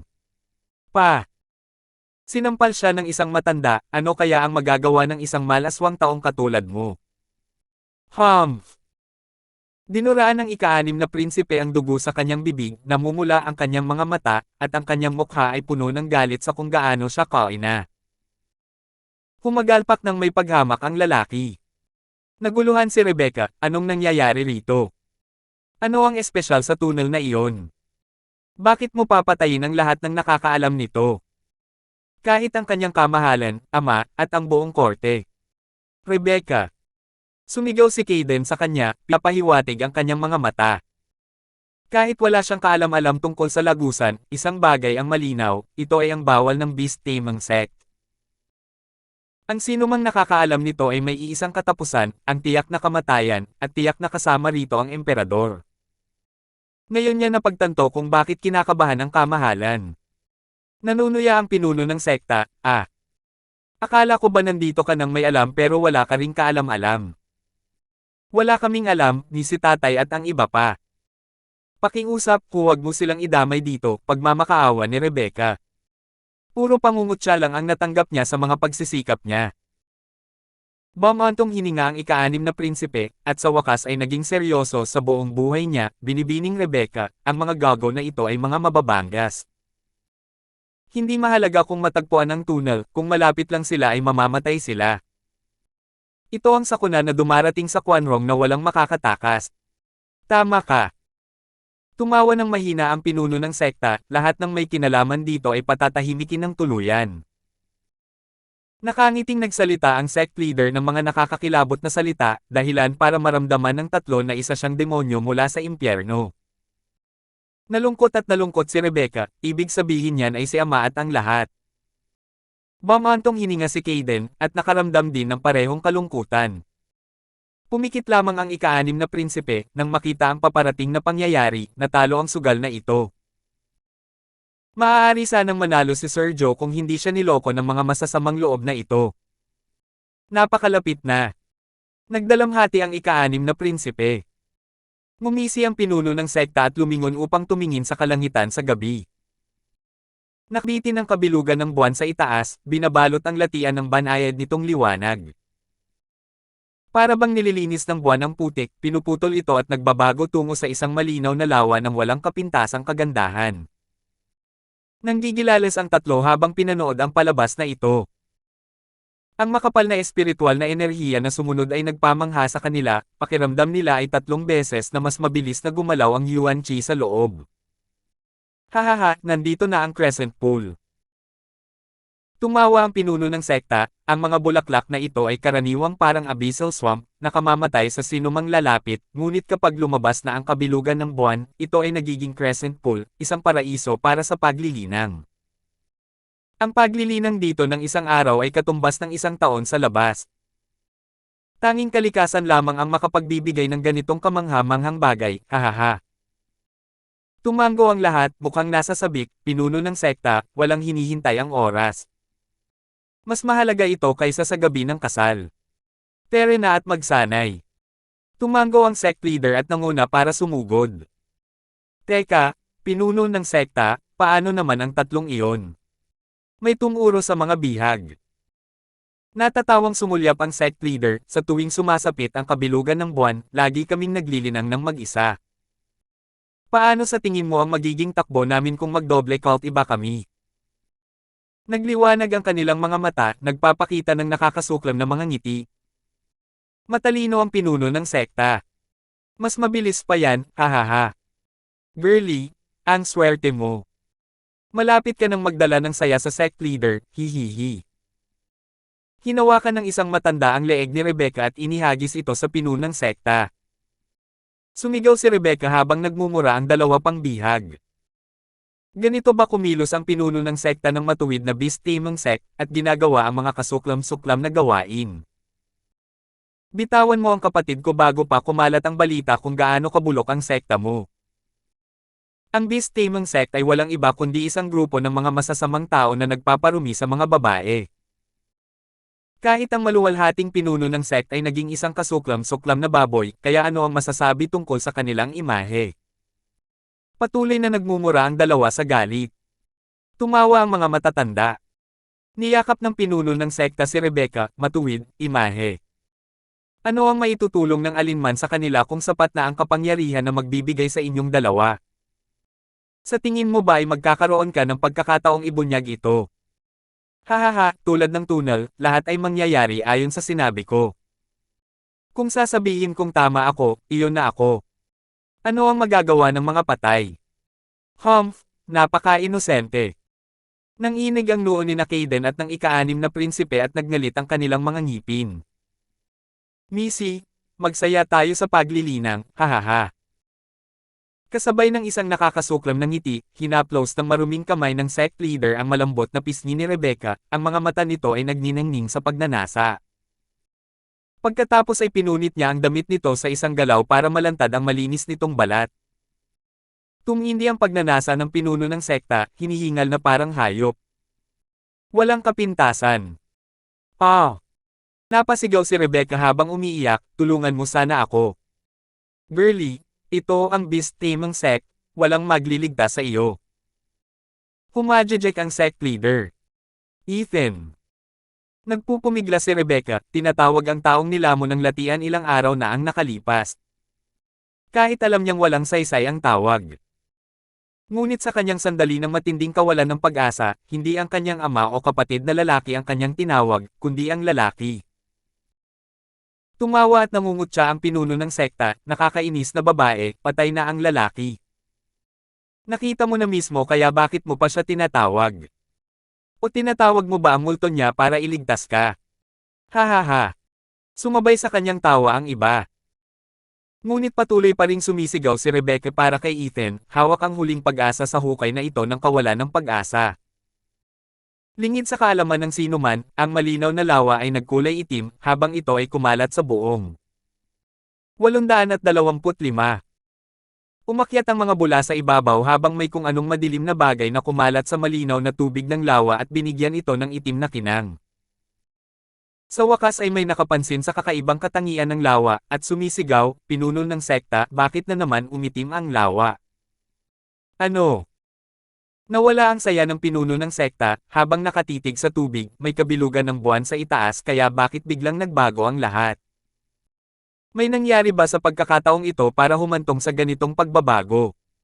Mahina ba ang liwanag ng buwan? Wala siyang oras para intindihin ito nang may itim na anino biglang lumitaw sa pampang, at kumalat sa ilalim ng paa ng lahat. Whoosh! Umangat ang anino, nakulong ang lahat sa isang uri ng harang, hindi makalabas. Lumaki ito ng husto na kahit ang liwanag ng buwan ay hindi na ito masisilayan. Kahit saan sila tumingin, mas maraming itim ang kanilang masasalubong. Sumigaw ang pinuno ng sekta, ay ito ba ay isang kaluluwa ng domain? Kaluluwa ng domain. Isa tayong Beast Taming Sect, sino nga ba ang makakaintindi ng ganitong uri ng kaluluwa? Nanginginig ang lahat at luminggalinga sa paligid dahil sa takot. Ang kaluluwa ng nasasakupan ay kilala bilang pinakamalakas na uri. Kapag nakulong ka na sa loob, ikaw ay nasa awa ng iba. Sinusubukan pa rin nilang alamin kung sino ang may-ari nito, at kung paano sila nakuha lahat. Gusto ba niyang sirain ang Beast Taming Sect? Naku, hindi pwede. Dahil sa dami ng tao sa paligid, ang kaluluwa ng domain ay mabubure dahil sa kanilang pagsisikap at magbibigay ng matinding sugat sa may-ari. Ang mahalaga na lang ngayon ay alamin ang katangian ng kaluluwa ng domain. Ngunit sa huli, walang domain ang makakahuli ng ganito karami sa kanila ng tuluyan. Hawak ang humahagulgol na dalaga, nawala sa mood ang sect leader na bigyang pansin ang dalaga, habang lumilingon sa paligid ng may gulat. Sino ba naman ang naglalabas ng kaluluwa ng domain sa Beast Taming Sect? Humph! Ang tapang mo naman. Bawiin mo yan ngayon din at itatapon ko na lang yan sa biro. Huwag mo, at mapipilitin tayong gumawa ng mga nakamamatay na aksyon. Pupuksin mo ba ang kaluluwa ko? Ang yabang mo naman, hahaha. Ang malamig na boses ay nagmumula sa lahat ng dako. Ang pamilyar na tono ay nagpanginig sa lahat sa takot, paano? Ethan. Hindi nakapagsalita sina Rebecca at ang dalawa pang lalaki. Hindi maaari. Nahulog si Ethan sa Abyssal Swamp. Mamatay na patay na siya. Umiling ang pinuno ng sekta, sabay sigaw ng kanyang pagtanggi, mayroon ding kakaibang kaluluwa ng dragon sa langit si Ethan, hindi kaluluwa ng isang domain. Wala akong pakialam kung sino ka pero huwag mong isipin na kaya mo akong lokohin. Lumabas ka na. Tumango rin ang iba. Sabihin mo sa kanya, sect leader. Kahit buhay pa si Ethan, nasa kanya ang kaluluwa ng dragon sa langit. Nakita na natin mismo. Paano magiging kaluluwa ito ng isang domain? Muling napangisi si Ethan, hahaha, totoo, mayroon akong kaluluwa ng dragon sa langit, pero dahil sa iyong kabaitan na sinipa ako sa Abyssal Swamp, nabuo ko ang aking pangalawang kaluluwa. Ngayon ay nasa loob na kayo ng mga hangganan nito, ang Devouring Domain. Pangalawang kaluluwa. Natigilan ng pinuno ng sekta, walang paraan para magkaroon ng pangalawang kaluluwa ang isang cultivator. Wala kang niloloko. Matagal na akong nabubuhay sa kanlurang lupain at kahit minsan ay hindi pa ako nakarinig ng ganito kagandang bagay. Hindi ibig sabihin yan ay hindi totoo. Hindi ba't nagkaroon din ng dalawa si Danqing Shen? Hahaha, dahil nakilala ko na siya, alam ko na rin kung paano makakuha ng dalawang kaluluwa. Pero dahil hindi mo pa naririnig yan, pinapatunayan lang yan kung gaano ka ka-ignorant at kabastos. Danqing Shen. Napaatras ng dalawang nanginginig na hakbang ang sect leader, madilim ang mukha. Hindi niya kailanman seseryosohin ang mga sinabi ni Ethan tungkol sa pagkakaroon ng pangalawang kaluluwa, ngunit dahil sangkot si Danqing Shen, wala siyang pagpipilian. Si Danqing Shen ay isang maalamat sa kanlurang lupain. Anumang bagay ay maaaring mangyari sa paligid niya. Dahil nagawa niya ito, ang isang kakaibang tulad ni Ethan ay may malaking pagkakataon na gawin din ito. Nalungkot ang mukha ng pinuno ng sekta, talaga bang Ethan ka? Sa laman. Humph, Ethan, parang gusto mo na lang mamatay pagbalik mo. Tumawa ang pinuno ng sekta, masyado namin kayang hawakan ang kaluluwa ng iyong domain, pero kung isa lang ang kaluluwa ng domain, ha? Kahit na mas malakas pa ang tipo kaysa sa kaluluwa ng mga beast, kung napakaraming kaluluwa sa iyong domain, mamamatay ka sa alinmang paraan. Kung susugod kami agad, ang kaluluwa ng iyong domain ay madudurog o masusugatan ng malubha. Hahaha, Ethan, nagkamali ka ng kalkulasyon. Hindi lahat ng kaluluwa ng mga domain ay mas malakas kaysa sa kaluluwa ng mga beast. Sumigaw ang pinuno ng sekta, mga kasama, pakawalan ninyo ang inyong mga kaluluwa at ikalat ang sampaang sakap na ito. Opo, Ginoo. Sinunod ng lahat ang kanyang mga utos at tinipon ang kanilang mga kaluluwa. Isang kawan ng mga halimaw ang dumagundong, inilabas ang kanilang mapaminsalang kapangyarihan at pinapataas ang kanilang presyon sa loob ng domain. Si Rebecca at ang dalawa pa ay hingal na hingal sa gulat. Sa dami ng malalakas na halimaw, babagsak ang kahit anong nasasakupan. Si Ethan ay nanigas si Rebecca, at nayanig ang pag-asa niyang marinig na nabuhay na si Ethan. Tumawa ang pinuno ng sekta, Ethan, huli na ang lahat para bawiin ang iyong nasasakupan. Umatake na ang lahat. Umungol. Kasabay ng isang malakas na sigaw, isang pagdagsa ang nabuo habang sumusugod ito sa tuktok ng itim na simboryo, ang pinakamahinang punto sa isang kaluluwa ng domain. Hindi nito kayang labanan ang isang atake at babagsak.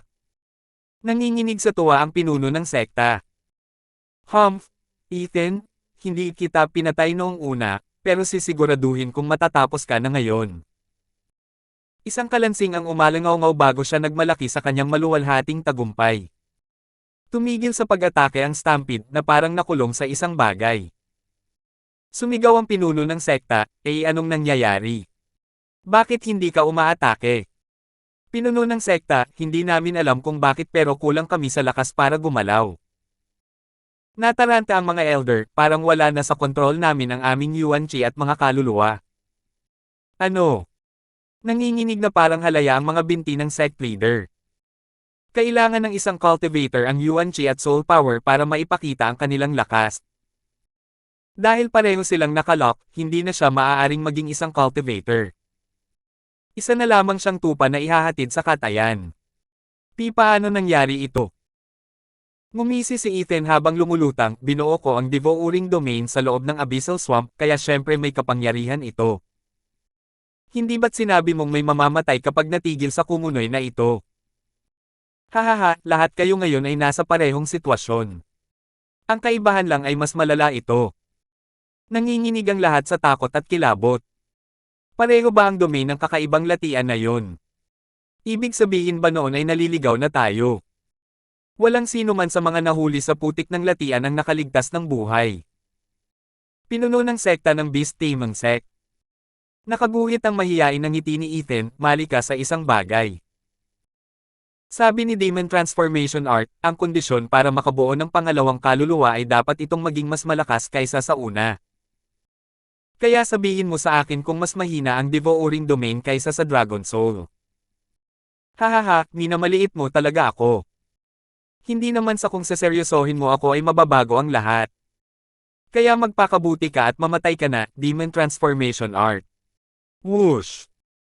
Habang dumadaloy ang boses ni Ethan, may itim na enerhiyang kumapit sa bawat kaluluwa ng Beast Taming Sect. Kung wala ang kanilang soul power at Yuan Chi, wala silang pagkakataong lumaban. Teka lang, Ethan, kung may problema. Nagmamakaawa ang pinuno ng sekta habang umuungol ang mga elder. Hindi lang siya pinansin ni Ethan. Bumalot sa kanilang lahat ang itim na enerhiya, ginawa silang mga itim na estatwa at sinasalag ang kanilang mga pagmamakaawa. Kasabay ng isang tunog, naglaho ang devouring domain, kasama ang mga estatwa. Muling lumitaw ang crescent pool kasama ang maliwanag na buwan na nagniningning mula sa itaas. Ngayon lang, lamon na ni Ethan ang mga nakatataas sa Beast Taming Sect, kaya mas lumakas ang kanyang kapangyarihan. Salamat po at sinamahan niyo ako, ingat lagi mga master. Ang Devil Emperor, credited the author. M815 hanggang 25. Ang mga pangalan ng mga tauhan ay galing lang sa mga name generator, kaya kung meron mang pagkakatulad sa mga totoong pangalan ng tao, lugar at pangyayari, ito po ay sadyang nagkataon lamang. Kamahalan, sa palagay ko ay hindi niya gagawin iyon. Umiling si Tyson, humarap kay Ethan at sumigaw, Ethan, dahil naglakas loob kang pasukin ang kabisera ng imperyo ng Quanrong, ako, bilang kapitan ng mga gwardya nito, ay arestuhin ka. Ama! Nagsimulang sumigaw si Tyson, lumingon at nakita ang kanyang anak na lalaki at babae na umiiling. Ama, iyan ang pinakamasamang bagay na magagawa mo. Mas mabangis siya kaysa dati. Nalilitong napakamot sa ulo si Tyson. Minsan nakagat, 2 beses na nahiya. Noong huling beses, isang hukbo lang ang natalo natin. Pero ngayon, nag-iisa na lang siya laban sa ating lahat. Pero sinasabi mo pa rin sa akin na hindi ko pa rin siya kayang tanggapin. Ama, huwag mo siyang maliitin dahil lang sa pag-iisa. Masisira pa rin tayo niyan. Alam ng magkapatid na teller ang iniisip niya, patuloy na umiiling. Naguguluhan pa rin si Tyson kung bakit. Hahaha, nandito ba ang sumisira sa mansyon ng Prinsipe Corona? 4 na figure ang lumapag. Elder Wu, siya nga. Binuhat ng mataas na kagalang-galang na prinsipe ng Corona ang nakahiga sa kama habang yumuyuko sa harap ng isang maskuladong binata. Gumapang ang prinsipe ng Corona pataas sa likod ng mataas na kagalang-galang at nagmura nang makita si Ethan, Elder Wu, siya nga iyon. Patayin mo siya. Kapag nandito ako, matatapos din ang lahat. Humarap ang lalaki kay Ethan at saka nanlaki ang mga mata, umungol, ikaw na naman, bata. Naguluhan si Ethan. Isa pang binata sa tabi ni Elder Ho ang malakas na pumadyak habang pumipyok ang kanyang mga mukha, bulok na bastos, sa palagay ko ay hindi mo na kami nakikilala ngayon, pero kilala na namin. Pagkatapos ng pagkatalong iyon, nangako kami na balang araw ay bubunutin namin ang lahat ng buto sa iyong katawan at paparanasin sa iyo ang sakit na walang katulad. Sino ang mag-aakalang ngayon ang araw na gagawin namin iyon? Walang magliligtas sa iyo ngayon, hahaha, kahit ang langit mismo. Tumawa ang lalaki, inilabas ang kanyang makapangyarihang aura at ikinabahala kahit ni High Venerable. Ito ang kapangyarihan ng isang eksperto sa ethereal stage. Napakalakas. Elder lang, may problema ka rin ba sa bata? Tanong ng mataas na kagalang-galang, mabuti, ngayon ay mahuhugasan na ang mga luma at bagong hinanakit ngayon. Namumula ang mga mata ni Elder lang, reklamo lang ba? Noong araw na iyon sa Titans, sinira niya ang katawan ko. Hindi niya natapos ang sasabihin nang may narinig siyang sipol, kasunod ang isang malaking kuko ng pulang dragon na sumaksak sa kanilang apat. Walang nagawa ang apat dahil maging ang kanilang mga kaluluwa ay nakakulong sa maladrakong kapit. Nanlaki ang mga mata ni Elder Hook, ano ito? Kaluluwa. Isa kang Radiant Stage Cultivator, paano ka makakabuo ng kaluluwa? Bakit napakalakas nito? Ang iskarlatang kuko ng dragon ay nagmula sa likod ni Ethan na parang isang ikatlong kamay. Mukhang naiinis si Ethan ngayon dahil nakaligtas ka, huwag kang mag-alala. Bakit ba may dalawang pulgas na umuungol sa tenga ko tungkol sa mga nakaraang araw? Boom! Kumuyam ang kuko ng dragon at sumabog ang apat kasabay ng pag-ulan ng dugo, tumalsik sa lahat ng nasa paligid. Walang pagkakataon ng mga biktima na kahit ipagluksa ang kanilang pagpanaw, nawasak ang katawan at kaluluwa, kasama na ang dalawang ethereal stage cultivator. Nawala ng masabi ang mga saksi. Dalawang eksperto sa ethereal stage at isang peak radiant stage cultivator ang nadurog na parang mga insekto. Tumingin si Tyson mula sa kanyang mga anak patungo kay Ethan, ngayon ay naiintindihan na niya ang kanilang takot. Hindi na tao si Ethan para magawang patayin ang mga eksperto sa ethereal stage ng ganoon kadali. Nanghina at nanginig ang mga warden ng 8 lobo. Si Ethan ay nasa itaas nila ng husto. Kahit dati, nang mag-isa lang sila ay hindi pa nila kayang talunin si Ethan, ngunit gamit ang mga taktika ng human wave ay kaya nila siyang pigilan. Isang bagay na imposible ngayon. Hindi nila kayang abutin si Ethan. Isang nakakakilabot na katahimikan ng bomb alot. Tiningnan ng lahat si Ethan nang may takot. Isang eksperto sa ethereal stage ang itinuring na Diyos ng mga taong ito. Pero namatay pa rin sila sa pinamadaling paraan. Binawi ni Ethan ang kuko at bumalik sa kanyang kalmadong kilos, ika-6 na prinsipe, ang pint na ito ay nakaturo sa burol na iyon. May kakaiba ba rito? Hindi dapat. Iyan ang tanawing madalas kong puntahan noong bata pa ako. Dapat ay ayos lang iyon. Naguguluhan ang ika-6 na prinsipe habang lumilingon sa paligid. Sinuri ni Ethan ang kanyang paligid at ngumiti, kaya pala isa itong nagtatagong hanay, na pinapagana ng mga sagradong bato. Hindi nakakapagtaka na mahirap itong makita. Pero ano ang itinatago nito? Walang bisang paglipol. Kasabay ng isang nakakatakot na ngiti, ang kanang mata ni Ethan ay kumislap ng 2 beses bilang gininto ang kulay. Dagdugdog. May nabasag noon at nagbago ang pananaw ng lahat. Para itong salamin na nabasag at nagsimulang madurog at maglaho. Sa harap nila ay isang madilim na yungib sa burol. Diretso itong itinuro ng diwata ng bulaklak. Nakangiting naglakad papalapit si Ethan, ngunit may sumigaw, "Sandali, Ginoo." Nagulat si Ethan at lumingon sa nagsasalita, ang emperador ng Quanrong. Sa pagkakataong ito, nawala na ang takot na itsura ng emperador, at naging seryoso, "Ginoo, kahit sino ka pa, kung papasok ka, baka hindi ka na makabalik." Ang harang na ito ay kahihiyan ni Quanrong, at isa ring catalysta. Hindi mo dapat ito sinira. Walang makakapidyo sa akin na makuha ang gusto ko. Salamat sa paalala. Walang pag-aalinlangang naglakad si Ethan papalapit at sumugod. Sinundan siya ng ika-6 na prinsipe, ngunit sumigaw ang